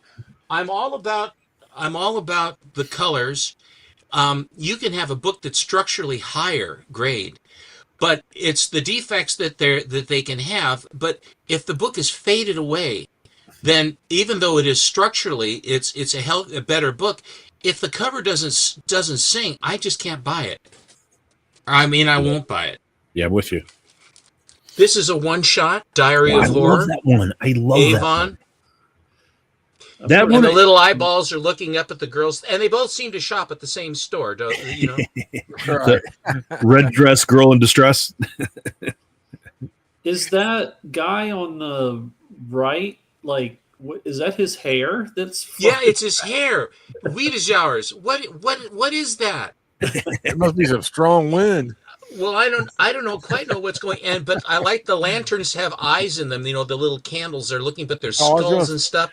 I thought And you know what this is? This is from the story. It's the 2-page text story is what this is. Beware the undead, something or another. But it's about being careful who you date. Right. Like you're picking up a guy in a dark bar, and then you go outside, you know, and then this is what you got. I thought those were candy buckets. I used to have a candy bucket like that when I was a kid. Oh, they still have them. The kids still have them. Yeah, little skull one. Here's a Matt Baker cover. Oh yeah. Do you know the thing about these that they did at St. John is that they had these covers where they would give you 3 pictures plus trade dress. So that when you get Matt Baker covers that are more full-figured, then they are a little bit more desirable because there's more to see. But the stories inside this, the writer's name is Dana Dutch, and he excels at the underbelly of relationships and ickiness. It's genius. Okay, there's that. Yeah, whenever you show that wartime romances one, the kind of famous cake cover, it's like I'm on the hunt for that one. I know it's very expensive, but that's a fantastic cover. Oh wow, look at that. No jail all those can guys hold me. around, and she has to carry her own groceries. That's it. She has to carry her own groceries. And then they got those cackling crows behind her. What? I heard about the party she's got going. Oh, well, she's a really bad. I said, God, get on your broom and head home, will you? That's cool. See, now, in my post for this, I always, when I do my posts on Instagram, Collecto6, I always like to put music that I think fits this. So if it's in the 50s and it's crime, I go to Peter Gunn and Mr. Lucky a lot because I just love the jazz that goes with this. So the theme for Peter Gunn for this, da, da, da, da, da, da, da, da, which is all those old 50s, you know, like crime. I mean, it's just, it works for me. Right. This one, you know, the movie Peter Gunn with the mirror scene that Bruce Lee did later on. The director of the Kung Fu movie, used that to have the scene with Bruce Lee where he fights in the mirrored room. Oh, fair enough. Fair enough. I didn't know that. This one guy looks like the Sandman, sure shooting. Oh yeah. Yeah. I think I saw. Did you show this one before? Or? I've probably shown most all of my books before at some point or another. I remember but I don't show these very much because generally people like the slab to see the slabs, and I have a lot of really fun. I just love seeing nice covers. That's what I like. Yeah, that's me. That's me too. Yeah. Oh yeah. Oh wow, that's cool. Are the pterodactyls wearing pants, like shorts? Well, you see, it's with comic books, it's all true. yeah. It's where like pterodactyl men. Fin Fang Foom got the idea to put on pants. Right. Well, that's why Fin Fang Foom is my LCS guy, Chris Simons of I Like Comics. He says, you know what my favorite Marvel monster is? I said, no. He says, oh, it's absolutely Fin Fang Foom. I said, well, he was the first big one, right? He says, no, he's the only guy that wears pants. And I started laughing, you know, and I do have, I had one of these. I like toys too, but I got my Fin Fang Foom, but he isn't wearing pants. He ain't wearing pants, yeah.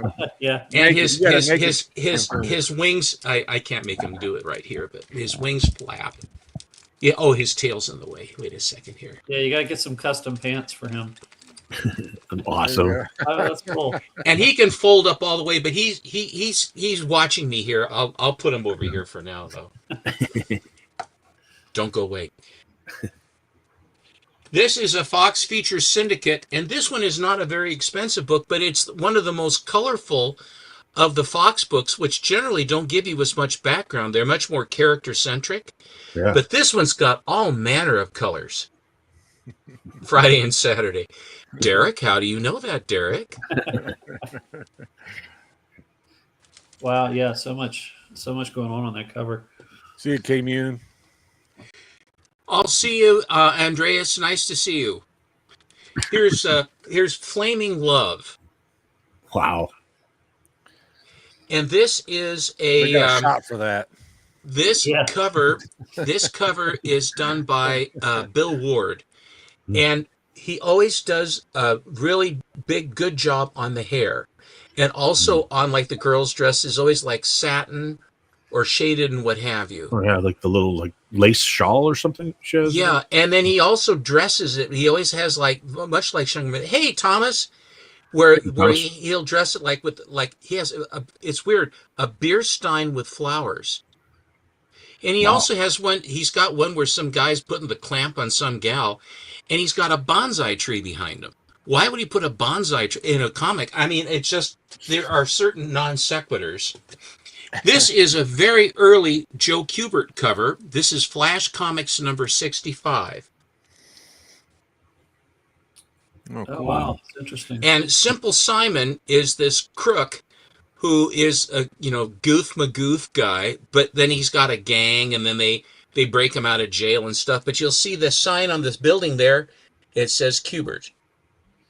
He's the one that always does the real intricate wings, right? Well, Shelley Moldoff is the one that started it. Kubert. Oh, maybe I missed her. Kubert went along with. Shelley Moldoff is one of the best. The Golden. That's where a lot of my Flash books.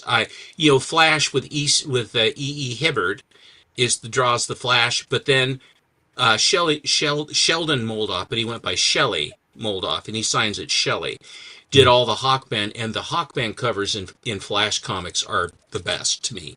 Got it. This is this Avon, this one-shot flying saucers. This is the second. This is the second version. I mean, for a black cover, I couldn't pass this up. Yeah, It's beautiful. sharp. This one, is this. They printed it twice. This one has 2 more pages of the story that were not in the first edition, and the cover has been changed because there were searchlights in the first one. And so they got rid of the searchlights so that they would be more centric on the aliens and the spacecraft. And of course, if you look at it's not Earth down below, it's some other planet. And this is a Jean Fawcett cover. Cool. It's amazing. If Bleeker's still here, he'll know what this is about. This is the very first appearance of Zorro in comic books.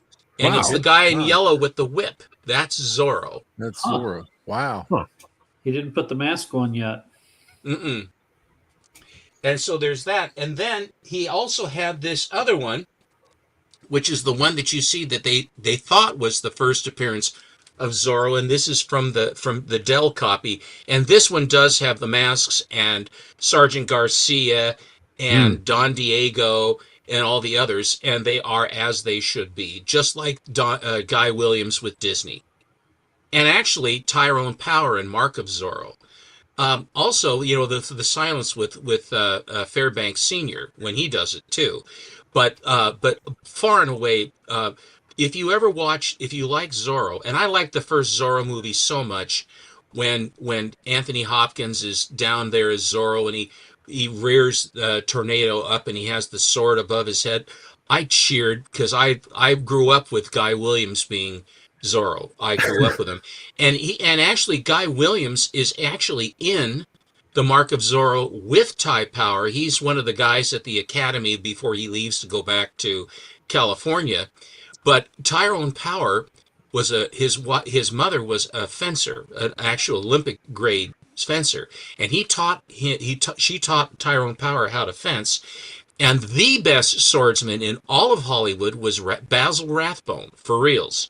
Hmm. And so when you watch the sword fight between Basil Rathbone and Tyrone Power in the movie, there is nothing better. The longest fight is Stuart Granger and Scaramouche with Mel Ferrer. Those go on. One of those movies when I was a kid. Yeah, that goes a long time. But this one is the intricacy of the fight. Basil Rathbone carried Errol Flynn in Captain Blood and in Robin Hood all the way. Basil Rathbone was so good he could make Errol Flynn look good, and Flynn was a good athlete, but Basil Rathbone was the one who really made him good. Did he play the villains? Say again? Did he play the villain? Basil Rathbone was always the villain. He was good at it. He in his autobiography, he was dating some gal, and the movie David Copperfield was released, and he was the martinet guy that treated David Copperfield terribly. And so I guess the gal that he was dating, that he was trying to spark with her, and she saw the movie, and she said, she says, no one is that good an actor. You are an evil person. I never want to see you again. Gosh. He says, no, it's just, I'm just acting. This is what they told me to do. Yeah. Honest, I'm not. Come back. And she said, forget you. He said, my acting screwed me out of it. That's a real, and you know the other thing about him, Basil Rathbone was in the First World War. And what he did, and he was decorated for this, they would have these trees that would be shot to pieces on no man's land. He basically asked his commanding officer if he could disguise himself as a tree further out, and you'll set it up and then set up, so that he could watch the German movements, and then during the day, and then at nighttime, he could come back and report. So here he is. He was disguised as a tree. Wow. In no man's land, and some German soldier came up as he was about to basically go back to the trenches, came up and figured out that he wasn't, and then he shot him with a pistol. He killed the guy. Wow. And then he got all the way back, and he was decorated. Dr. Watson, who was Nigel Bruce. Nigel Bruce, who always seemed kind of foppish, he was machine gunned at Cambrai. I mean, right across the chest, and he survived. Oh my God! Wow. So when you see Nigel Bruce kind of dithery and something, Nigel Bruce was machine gunned across the chest and was so tough he lived. Wow. These crazy. Are the things when you watch these things and you understand what they're doing. I have one axe to grind, and now Lemon Tree axe to grind.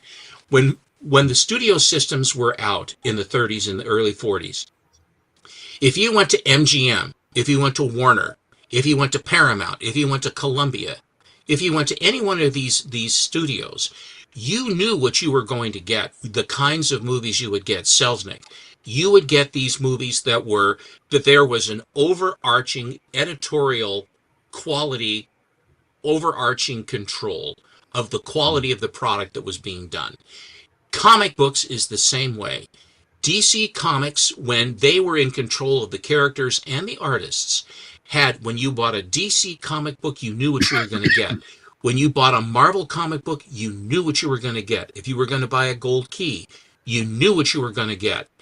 And when the rights of these characters and the writers and the artists, when, of all things, Howard the Duck and Steve Gerber, that huge thing when he had this huge brawl with Marvel, that they said they owned Howard the Duck, and he said, no, that's my character. And he went to court, and it screwed Howard the Duck up big time. For as popular as he was, it put the whole damn thing to sleep because of litigation. So when these individual actors, now that the studios are sort of, they work, but the big actors call the shots. They're the producers. They do all that. They call the shots. So the uniformity of the movies and the quality of the movies that you used to be able to rely on in the golden age of movies, you can't count on it to be a Warner movie or a MGM movie or whatever. It's these other people have editorial and overarching control because they are the big star. Back in the day, Humphrey Bogart did a whole bunch of movies that he didn't necessarily want to do, but he did them anyway because he was under contract. So you have a body of work that is consistent and excellent, like Marvel and DC. You have a body of work through the Silver Age that is consistent and excellent going into the Bronze Age. And then everything kind of unraveled because they did not have control over it. And it isn't like it was a puritanical thing.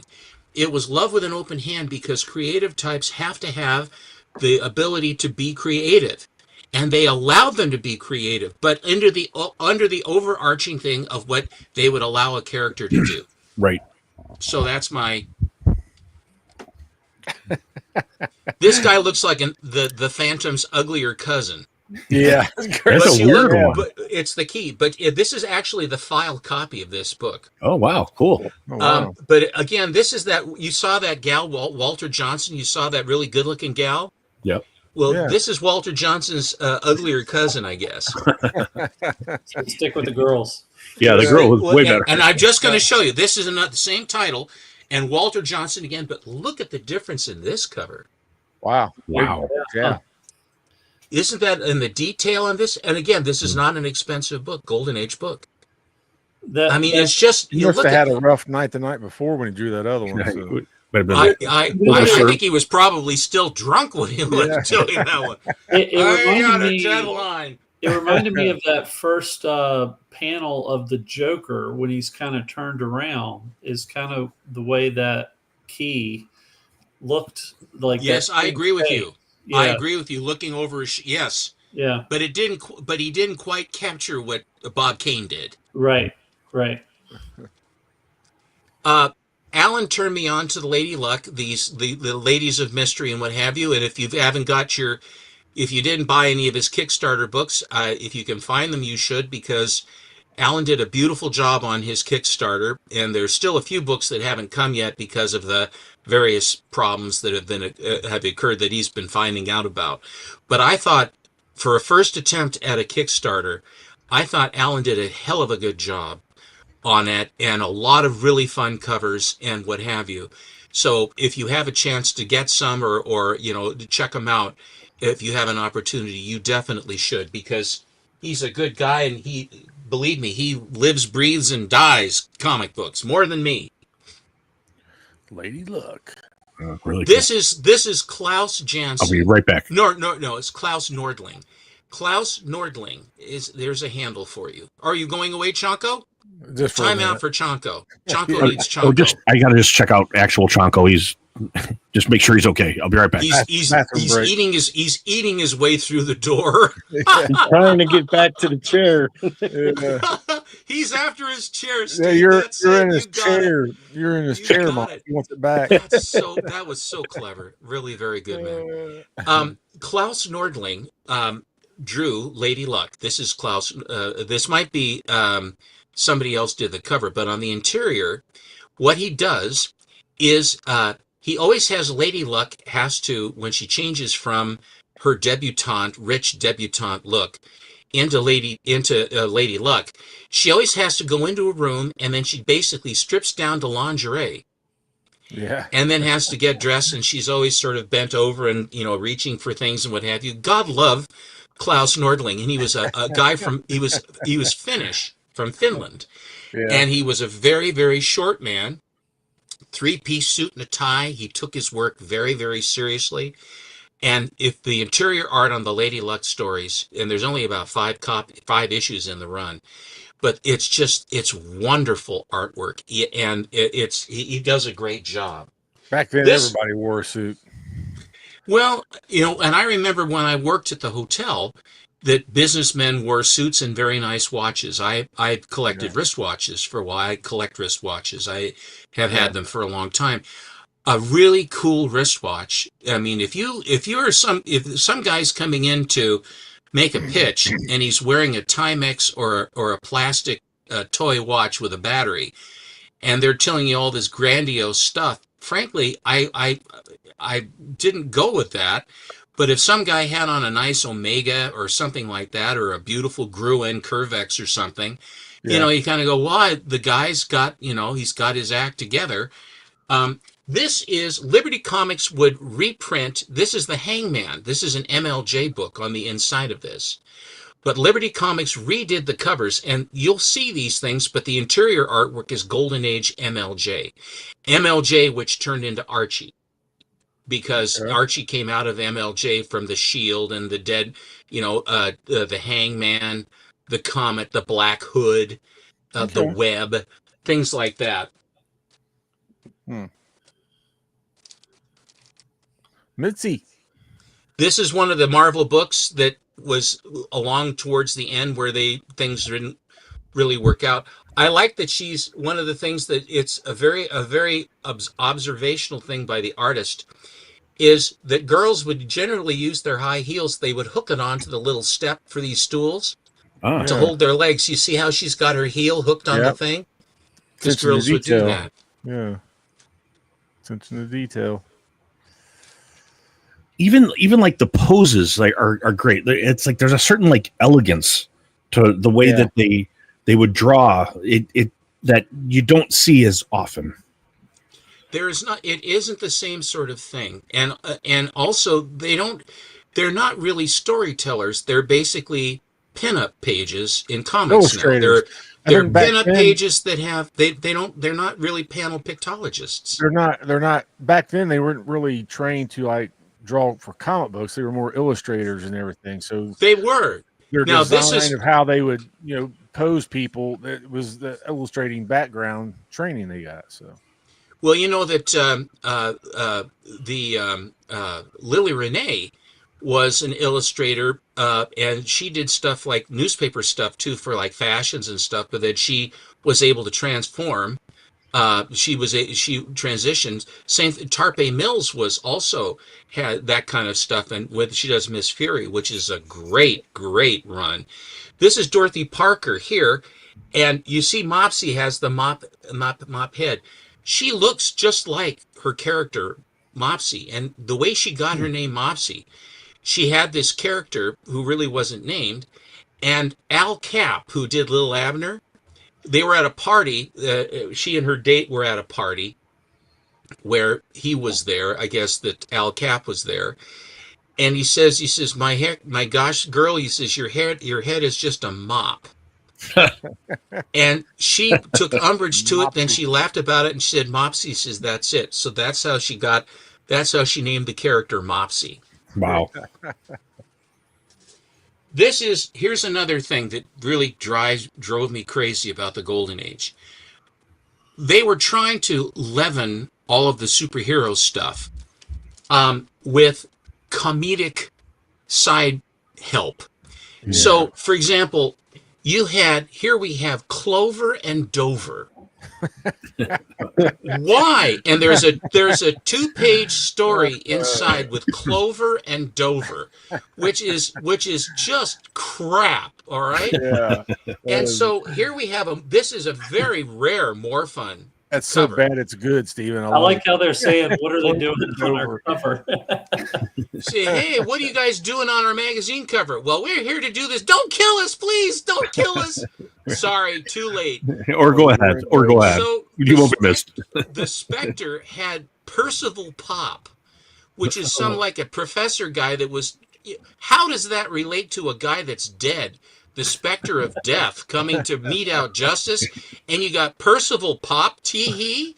No, I don't like. And also with the Flash, Winky, Blinky, and Naughty. Why? Yeah. Why? Yeah. And then they also had, and I'll say this about Doiby Dickles with Green Lantern. Why? Yeah. Get rid of him. Yeah. It was less fun comics. Less fun. Well said. Corny comics. I think the marketing boys missed their calling on that. Corny comics, yeah. This is a very early Jack Kirby cover. Ooh, oh, wow. Nice.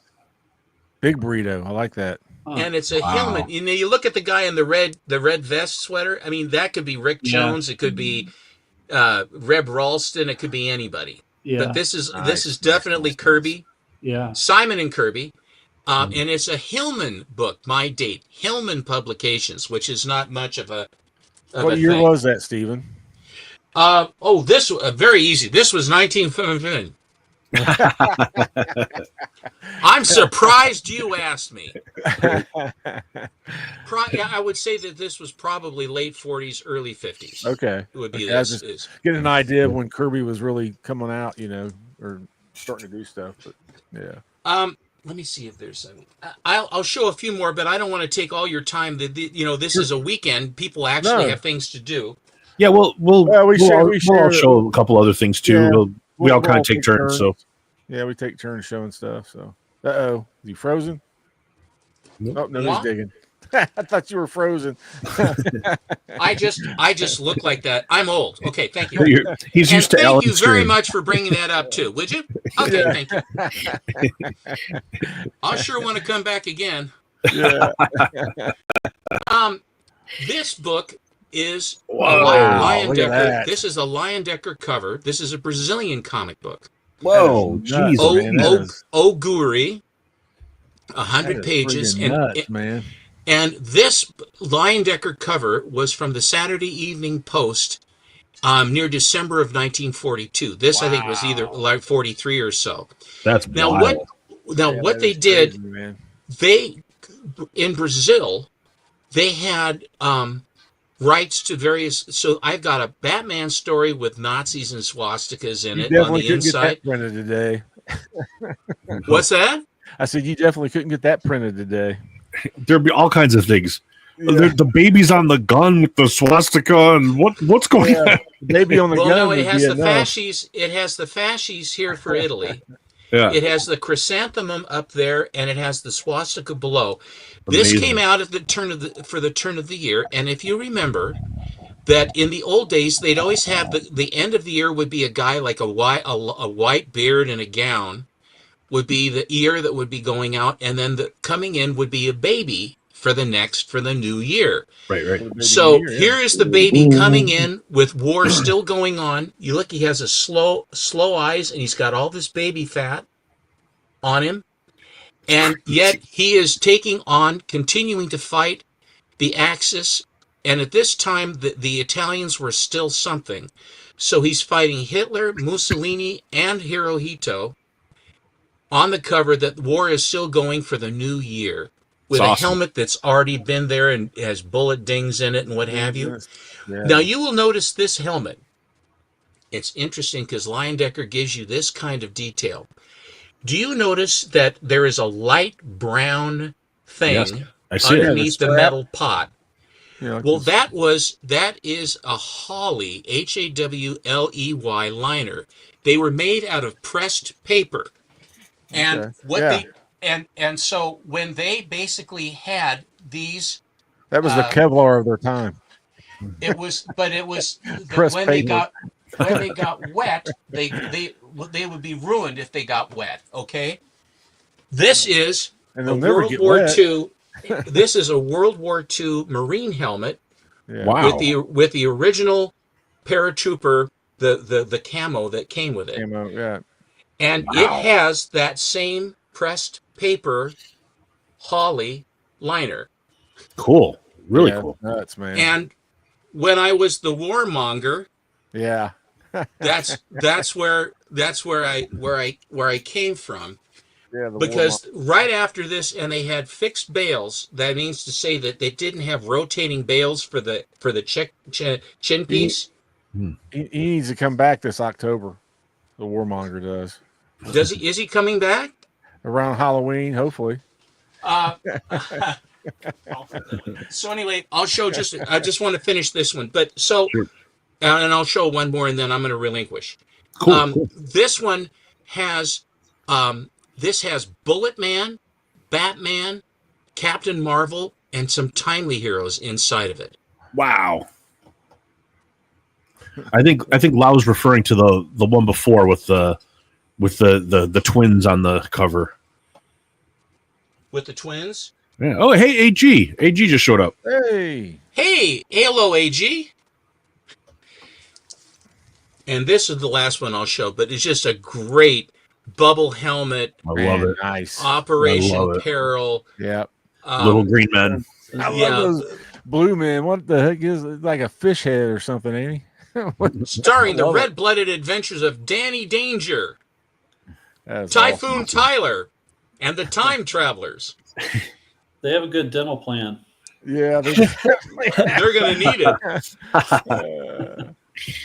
So that gives you a really good sampling of some of the stuff. I'll let you guys show. Oh, it's awesome. That's As awesome. always. But as always, man, love seeing your Yeah. collection, Steven. Yeah, Always That was just great. wild stuff. Love so, seeing it. yeah, so much. I mean, just stuff you don't see anywhere. Like, Yes. Right. never see stuff like that pulled out of a collection. So it's awesome. That's a hard one to follow, but I could go, Rich. I don't have Okay. a lot, but I have a Okay. handful of things I was just going to show. yeah, I got a few things too. So we'll Okay. let's see how. So Video crasher, Adam. my video was crashing. No, Adam had a. My wife was walking by. Yeah. walking by us. Oh, okay. So I was going to start with just a couple of cool things I'm reading. Okay. I don't. If you're not reading this, Yes. you should Yes. read this. Yes. This Daredevil, Cold Day in Hell. It's Daredevil is it's like almost like a Dark Knight for Daredevil, where Daredevil is old in this. He's lost his powers, and like other superheroes are in this. Very excellent. Very it's highly recommend it. a lot of different discussion of obviously he's a religious character and a lot of stuff struggling with aging and losing his powers and religious identity kind of stuff. It's awesome. This is the best thing I'm reading right now. Well, this and a couple other things. The other thing is this. We're taking everyone down with us. This is like it's like James Bond. Yeah. Huh? I said I need to check that one out. Eric is the one that turned me on to this. But it's like James Bond and Johnny Sacco and Flying Robot kind of. It's like this daughter of like this arch supervillain and a robot containing the persona of her father, who was the arch supervillain, going to take out all of his enemies that like took him out, and it's fantastic. It's really good. Really good. Oh yeah. Then a couple of new Vampirella covers I showed on my channel, but check that one out. You want a Vampirella cover? Ooh, Junko likes hot chicks. I'm just saying. I'm not saying. I'm just saying. And, this is that Soja Marja. It's easy for you to say. Yeah. It's almost like a Elizabeth Taylor kind of take on Vampirella. Yeah, it really It's is. awesome. I was sort of looking more like Jane Seymour. Could be a good call, but amazing. Then I just got these just got these just today. It's from this Flesk company. But these are these Department of Truth. I got like various different. The first couple are not very remarkable. I mean, they're okay, but the reason that I ordered them though were these two, these homages to that. Yeah, I got that one. Yeah. Yeah. The kind of classic, Chamber of Chills cover. Thought they were both really, really cool. And then I got Lozano is crushing everything he does. He did that really cool, that really like pretty Supergirl cover. But and he did the one the Black Cat with all the kittens and stuff. But he did another one. It's another Lozano take on Supergirl, where he's really good. He does really good stuff. And another one, and I forgot who this is, but it's another Supergirl cover. We're just waiting at the bus stop with her. And actually, Adam and I were talking about this. I forgot the place, but this online place. Apparently they've partnered with Bruce Timm, and they're selling a bunch of like autographed Bruce Timm stuff. But wow. a new Vampirella, and it's signed by Bruce Timm. This just got this today, but awesome Bruce Timm Vampirella signed, and I think these are still available on the website. I can find it if anybody was interested. But of course, thicky man, thicky, big nasty likes. I love Vampirella, and I love Bruce Timm, and I love when Bruce Timm does Vampirella. So this was an easy buy. They were selling a bunch of on the same site. We're selling a bunch. Yeah, there's the Luzana. That's that Luzana. That's I think everything he's doing. Oh, that's a Zerdy, right? Or no, is it Adam Hughes? Hughes, yeah, that's really cool. And this is a cover that Bruce Timm did that they didn't do because it was too naughty.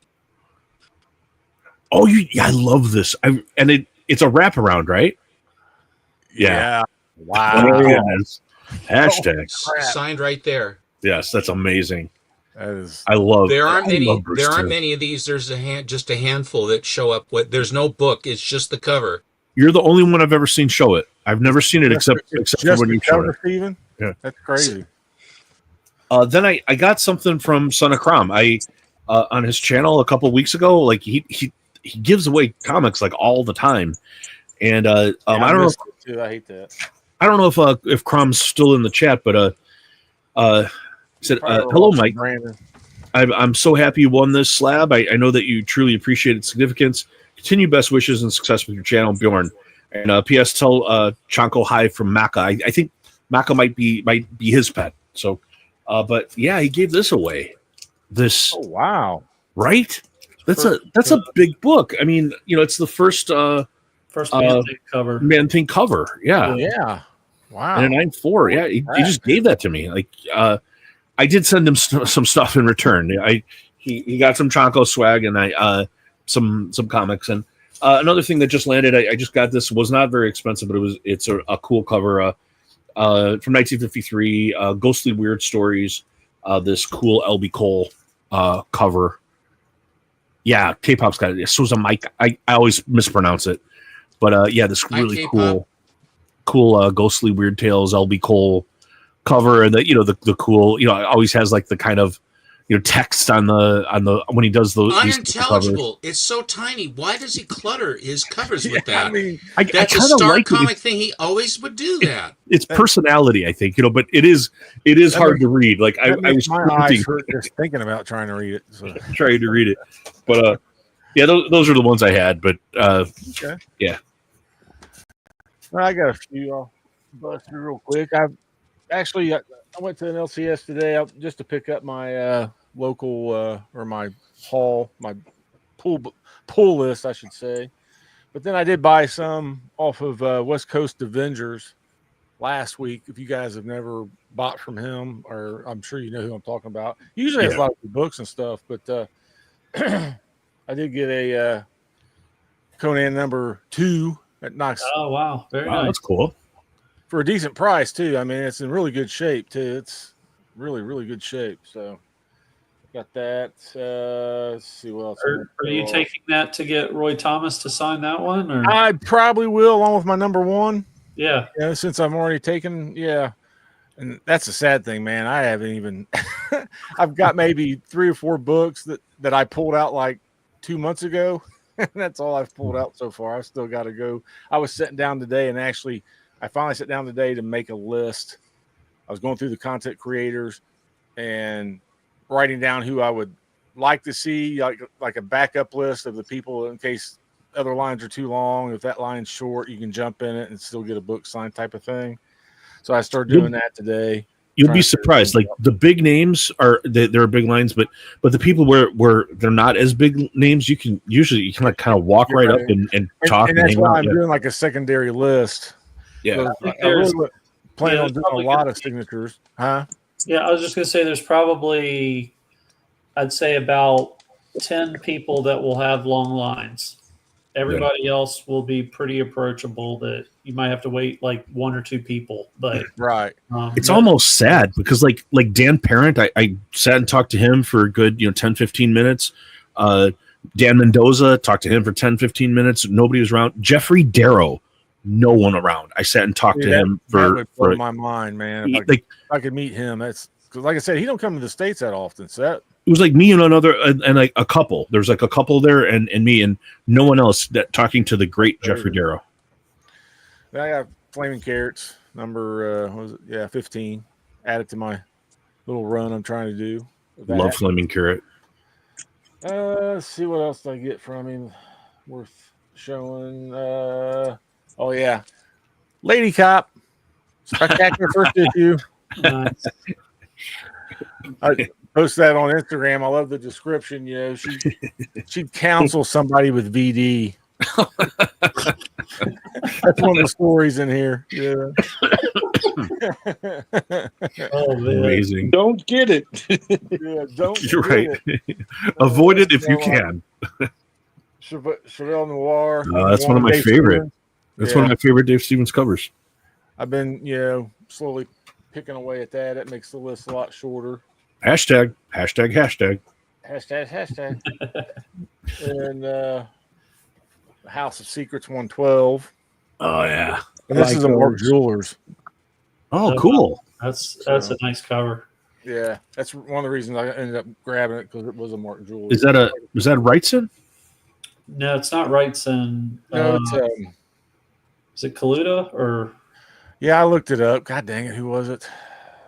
Shoot, I can't remember.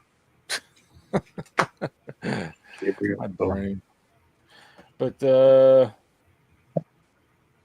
show Batman here. This 100-pager Batman. That was another one I bought from him too. Pretty cool. Nice. Pretty good shape they look like. Nick Cardy covers. Let's see, and then I went to my LCS today. Like I said, just kind of run through. I didn't get too many. My pull list was short this week, but I did get my number 9 Absolute Batman. I just, it's probably one of my favorite books right now. I'm reading probably within the top 5 list for sure. Yeah, everybody says it's really come around. Like it kind of took a while to develop, and now it's become pretty good. It's just so good. So then I'm a Brian Boland fan, so he did an variant cover, so I had to get that one. Yeah, Brian Boland. He actually did one last month too, but that House of Secrets was Luis Dominguez. Okay. Oh, okay. And just Geiger, which I'm about 5 issues behind on this thing, so I still I keep buying on that, and I can't get caught up on reading them. I was so late. I never got in on it, but everybody seems to like it. I have never read it at all. You should. Are you reading Hyde Street, Chunko? No. Yeah, same thing. I didn't want to get into. Hyde Street is so good. Y'all would like that, and it doesn't really. I mean, there is some benefit from reading all of it, but it's like similar to Ice Cream Man. Like you don't really. Oh, really? I love Ice Cream. Well, you don't really have to. But I think they're on issue number 15. So if they ever come out with like an omnibus or a trade or something, I'll end up picking it up then. I mean, Hyde Street and Red Coat are like 2 of my favorite books out. It's another one that I've heard of that everybody says Red Coat's really good. Right now the best things I'm reading. I still love Bug Wars. I know I might be a kind of Yeah, I love Bug Wars too. That's another one I'm reading. That Daredevil thing. What happened? The one below the I can't remember. Far down below. Yes. Yeah. And then this and I got to tell you, Battle Beast is amazing. Yeah. Like I'm waiting patiently for the next one. I'm telling you, the hype is real. I know it's like it's such an overhyped thing, but it's so good. It's fun. It's like it's not like you know what might challenge that, Chonko? What I got a book right here. It might challenge that, and it's Nolan Ryan. Oh, Frosted Flakes, man. With Tony the Tiger. Tony the Tiger book, man. They had their own sports comics. Tony Sports Comics, man. So they had their own little. Wow. DC imprint. It's from 92. So I mean, did that come with the cereal? I don't know. It was a promotional thing. It's presented by Sports Illustrated, so it may have came in a Sports Illustrated magazine or something, But yeah, I glanced through it. It's just like it's completely ridiculous. But I see now. I was like, I had to get that. I love those oddball theme things and stuff. Hey, Christopher. So And like then, hey, Christopher. Some athletes eat Wheaties, but Nolan Ryland has Frosted Flakes. You know. But then I got Stalker #1. I'm not familiar with that.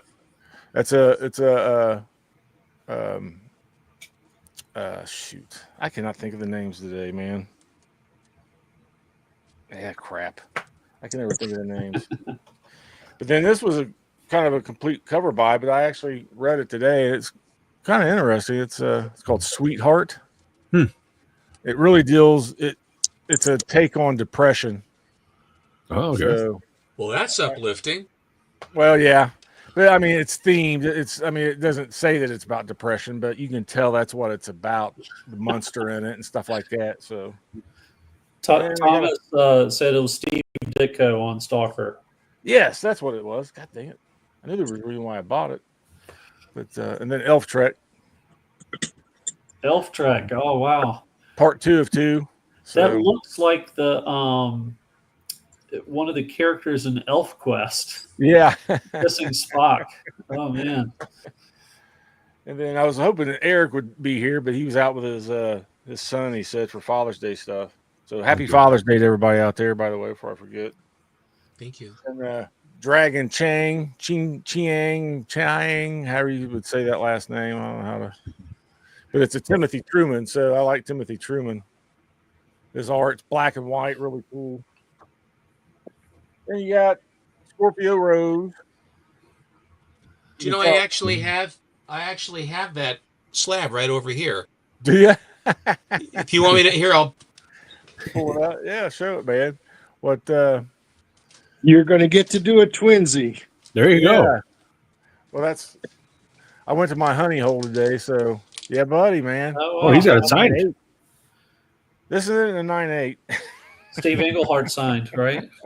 Steve Englehart. Yeah, That's awesome. that's cool. This was on May 25th of 23. Just real quick, all this Doom spec, Houdat Comics and Collectibles, movie clips, whatever, Houdat, went to the Dallas Fan Expo, and he brought back various books. This one was an exclusive variant by Martin Zavala, and it is metal. Oh, he showed this. This is badass. I love that. That is badass, man. Yeah, and I here's love Tony that. Stark, and he's got his helmet. Oh man, as Doom. Oh Yeah. man. I hope Signed, they have and then he signs it there in the middle.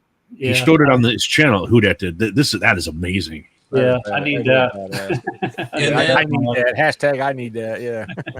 Davis Ryder did this embossed. Yeah. Oh, wow. Okay. Cool. The So you got McFarlane Batman homage. Yeah. That is cool. Wow. As Vader. With the, Wow, that's cool. with the lightsaber coming up as it should. I love it. I love it. Then he got this for Jamie Tyndall signed this one. Nice. Super nice. Hashtag. Yeah, Emma Frost. Yeah. It's hard to resist to cover. Hashtag women are my He's got, this he's is- got a new series coming out that's like got some crazy covers. Sway Art or whatever. I don't know who that is, but he signed this cover. Cool. Very cool. And that one I got from Paul in on the Astonishing Auctions. And then I already have 3 of these, but he got this one from Nathan Zerdy, and all of the stars that are open were put onto the cover by Zerdy. He does that. Cool. He did that for me when he was signing stuff. He'd add a little flair. That's cool. Cool. That's a nice little touch. And I can't remember who this artist is, but it's signed and remarked. That's a Kunkka. That's a Kendrick Kunkka who we had on our stream a couple of weeks ago. Couple weeks, yeah. Yeah, that's a Kendrick Lim Kunkka. He's my I think I've always shown you my remarked Vampirella back here. Yeah. It's very similar to what you have there. Yeah, Kunkka does that when he remarks. That's awesome. In fact, I just sent Kunkka his box out with both Big Nasty and Chonko swag, so he'll be getting that. Can I just say, because I'm old, are you guys old enough to remember Kukla, Fran, and Ollie? Well, I do, yes, of I course. do. I Of course, used to Okay. watch it. Every time I hear that guy's name, I think of Kukla, Fran, and Ollie. We asked him where it came from. He's just like he was like kind of like He I says, don't know. People just called. yeah, Yeah, it was like I thought it was going to be something, in Korean or something, but no, it isn't. yeah. Super guy. He was great. Yeah. They got martial law, like a one-off, I guess. The Kingdom of the Blind. Which I like that stuff. That's cool. the other part too, just to finish the loop on Kunka, I did reach out. He does an art school with Art Germ. I've reached out to Art Germ to see if he'll come on. So Trying to get him on. Yeah, hopefully we can.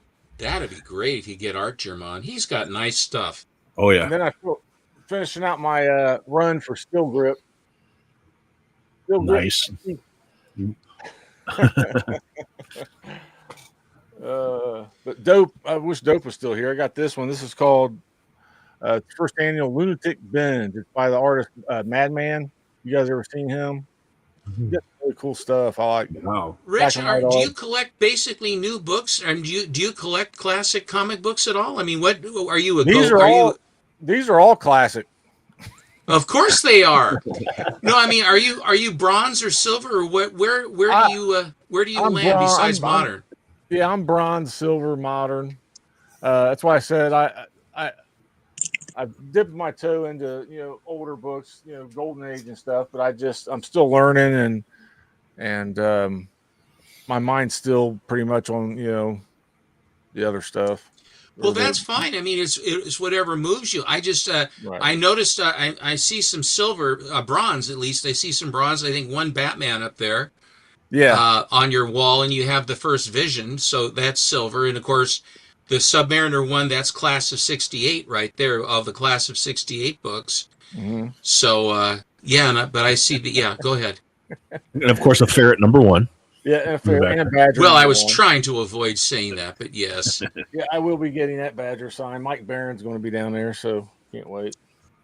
But then I was like, I seen this thing, man. I was like, it's like that's Chuck Norris and Sam Elliott, but it's it's called Street Heroes. It looks exactly like him. It totally does.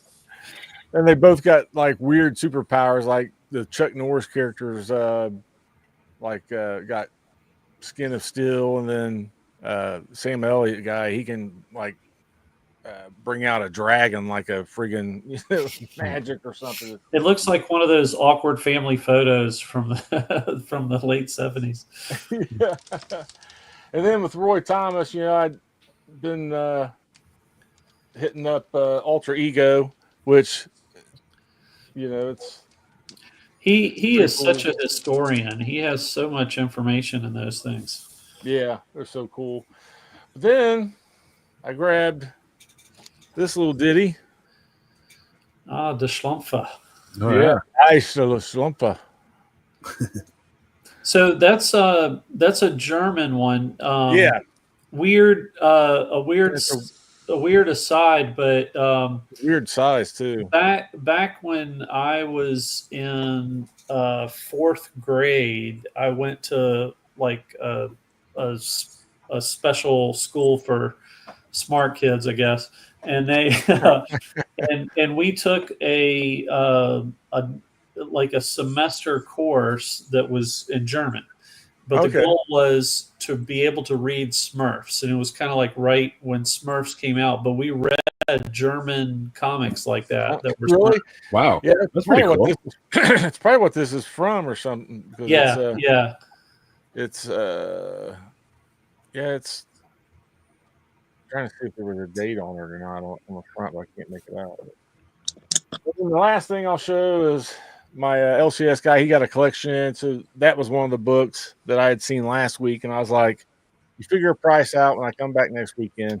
I'll probably buy it regardless of what the price is. Whatever you want for it." Yeah, I just liked it. But then this little display.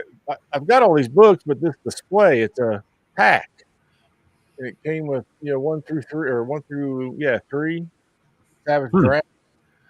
called the Pedigree Collection. Stuff that you could buy like in Walmart or Kmart or something, you know. Nothing says pedigree like Walmart. Yeah, Right. but I just think it's kind of plastic neat. blister pack.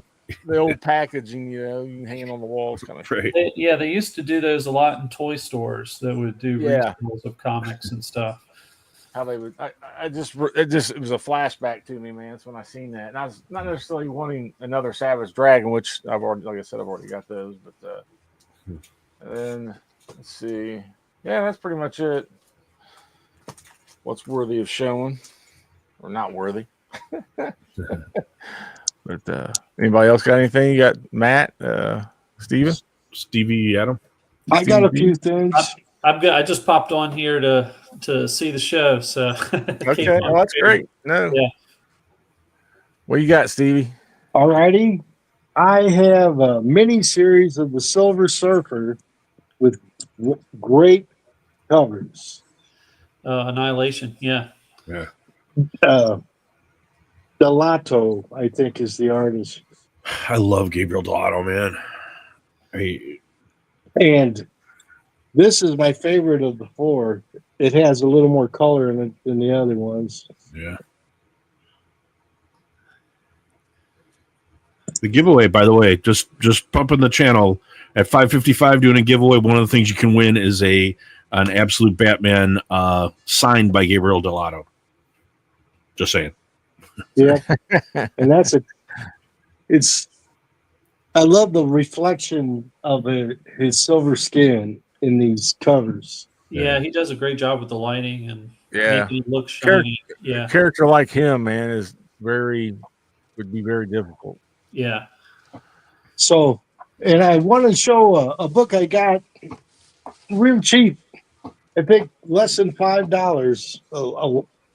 Last year, I think I got this. It's Marvel Team Up, Spider-Man and the X-Men Annual #1. That's a great buy. That's Yeah, that's that's a nice. pricey book.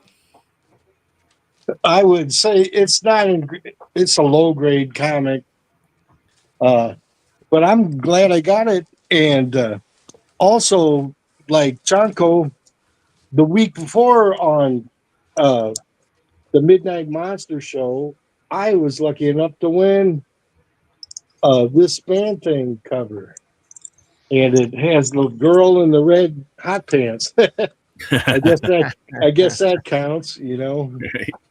And it's pretty cool. And, Shout out to Bjorn, to Son of Crown, one of the most generous guys, man. He gives Yeah, away the books free claim all the sales, time, man, constantly. awesome. Yeah. Those free claim sales is awesome. I think he said he did one last Tuesday and he gave away his 10,000th book. Wow. All the time he's giving stuff away. Yeah.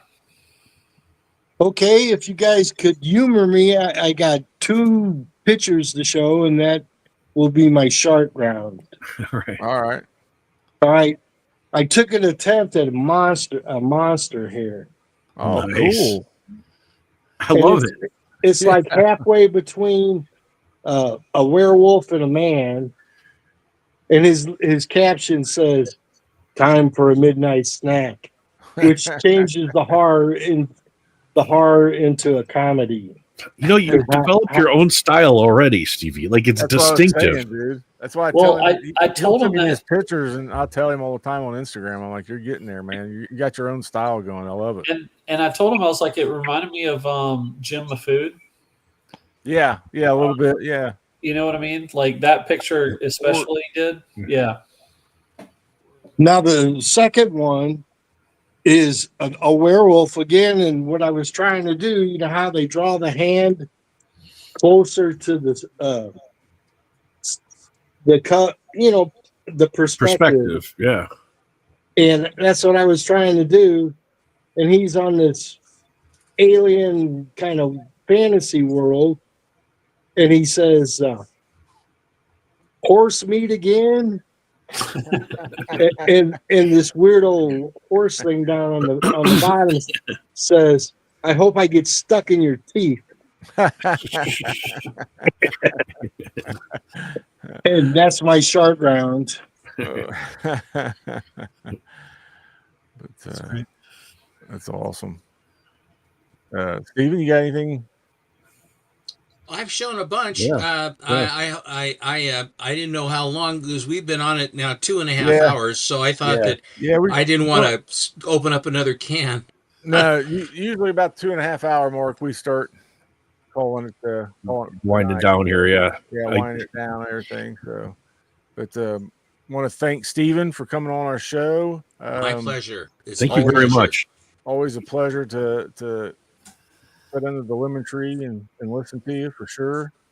It's always an honor to learn from people that have the knowledge. It's nothing wrong with having a lot of knowledge. It's love learning from people like that. I'm a history kind of guy too, and just love hearing all that good stuff that you from your collections. And well, you're very kind. Thank you. Yeah. Thanks for coming on, Steven. We always learn so much. Like every time you especially when you're able to really kind of expand on things like you're able to tonight. It was really fun to hear these stories and hear the detailed version of it, which is always it makes it even more informative. Like certain aspects that I didn't hear all of the detail of some of the stories before. Well, it's my pleasure indeed to be here, and both you and Rich do wonderful work, and I appreciate the opportunity to come on. It's fun to see that, see you guys and all the guest stars that come in too. And, just some notes for the show, coming up. That I think next week everybody's at Heroes, right, Rich? Yeah, pretty much. Yes. Yeah, so no show next weekend. No live show next weekend. I but know we're following weekend. The following weekend we have the great and powerful, our idiot leader, Dope Comics will be on.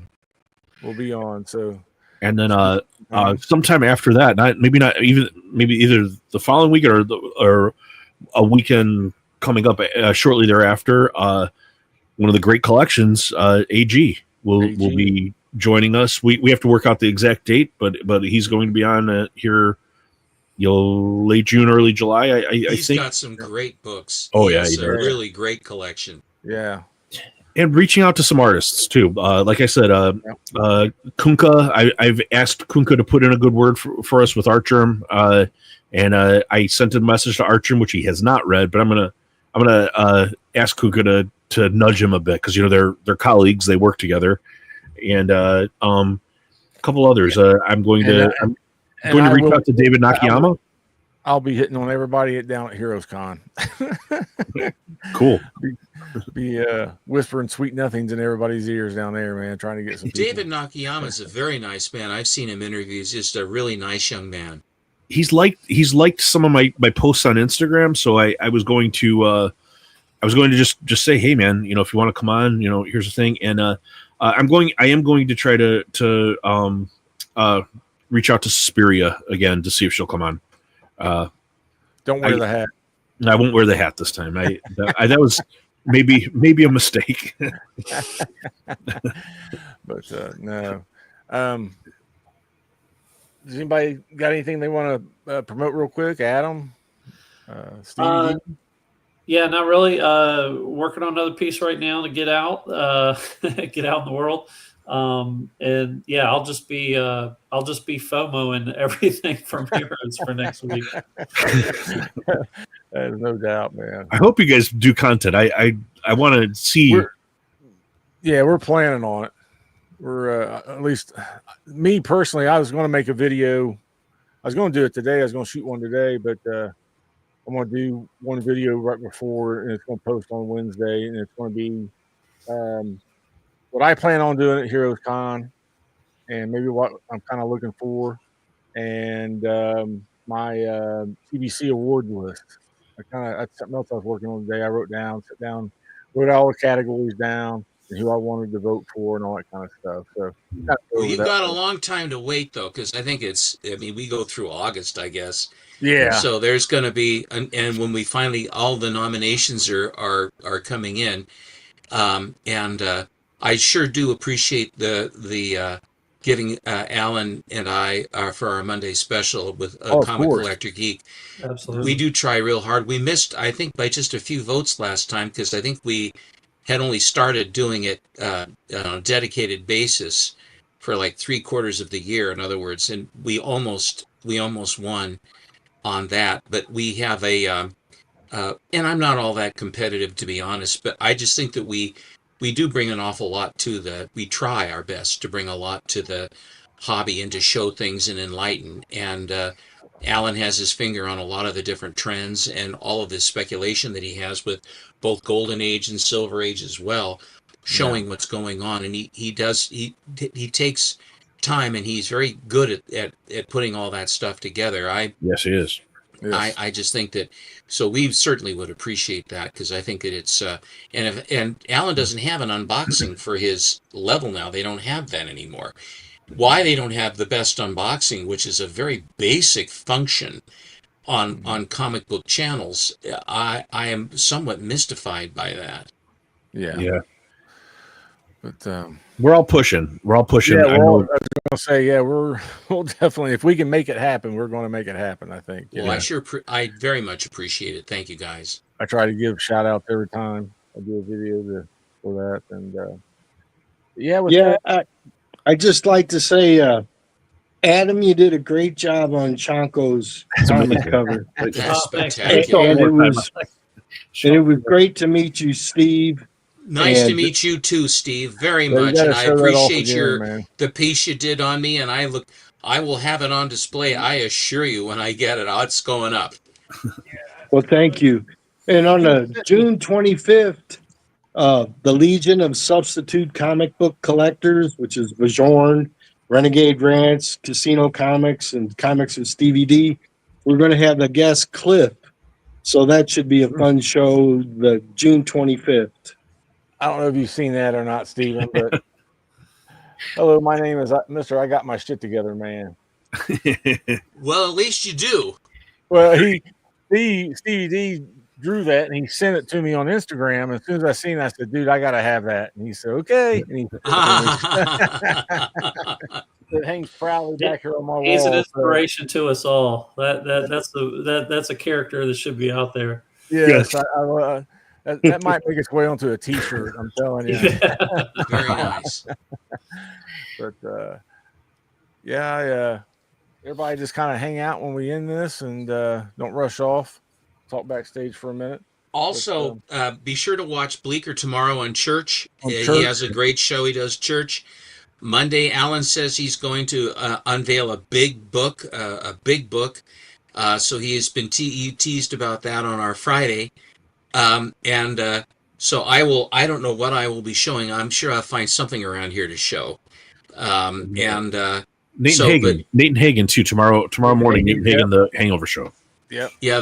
Is that their FOMO show or is that a different one? It's their Hangover show.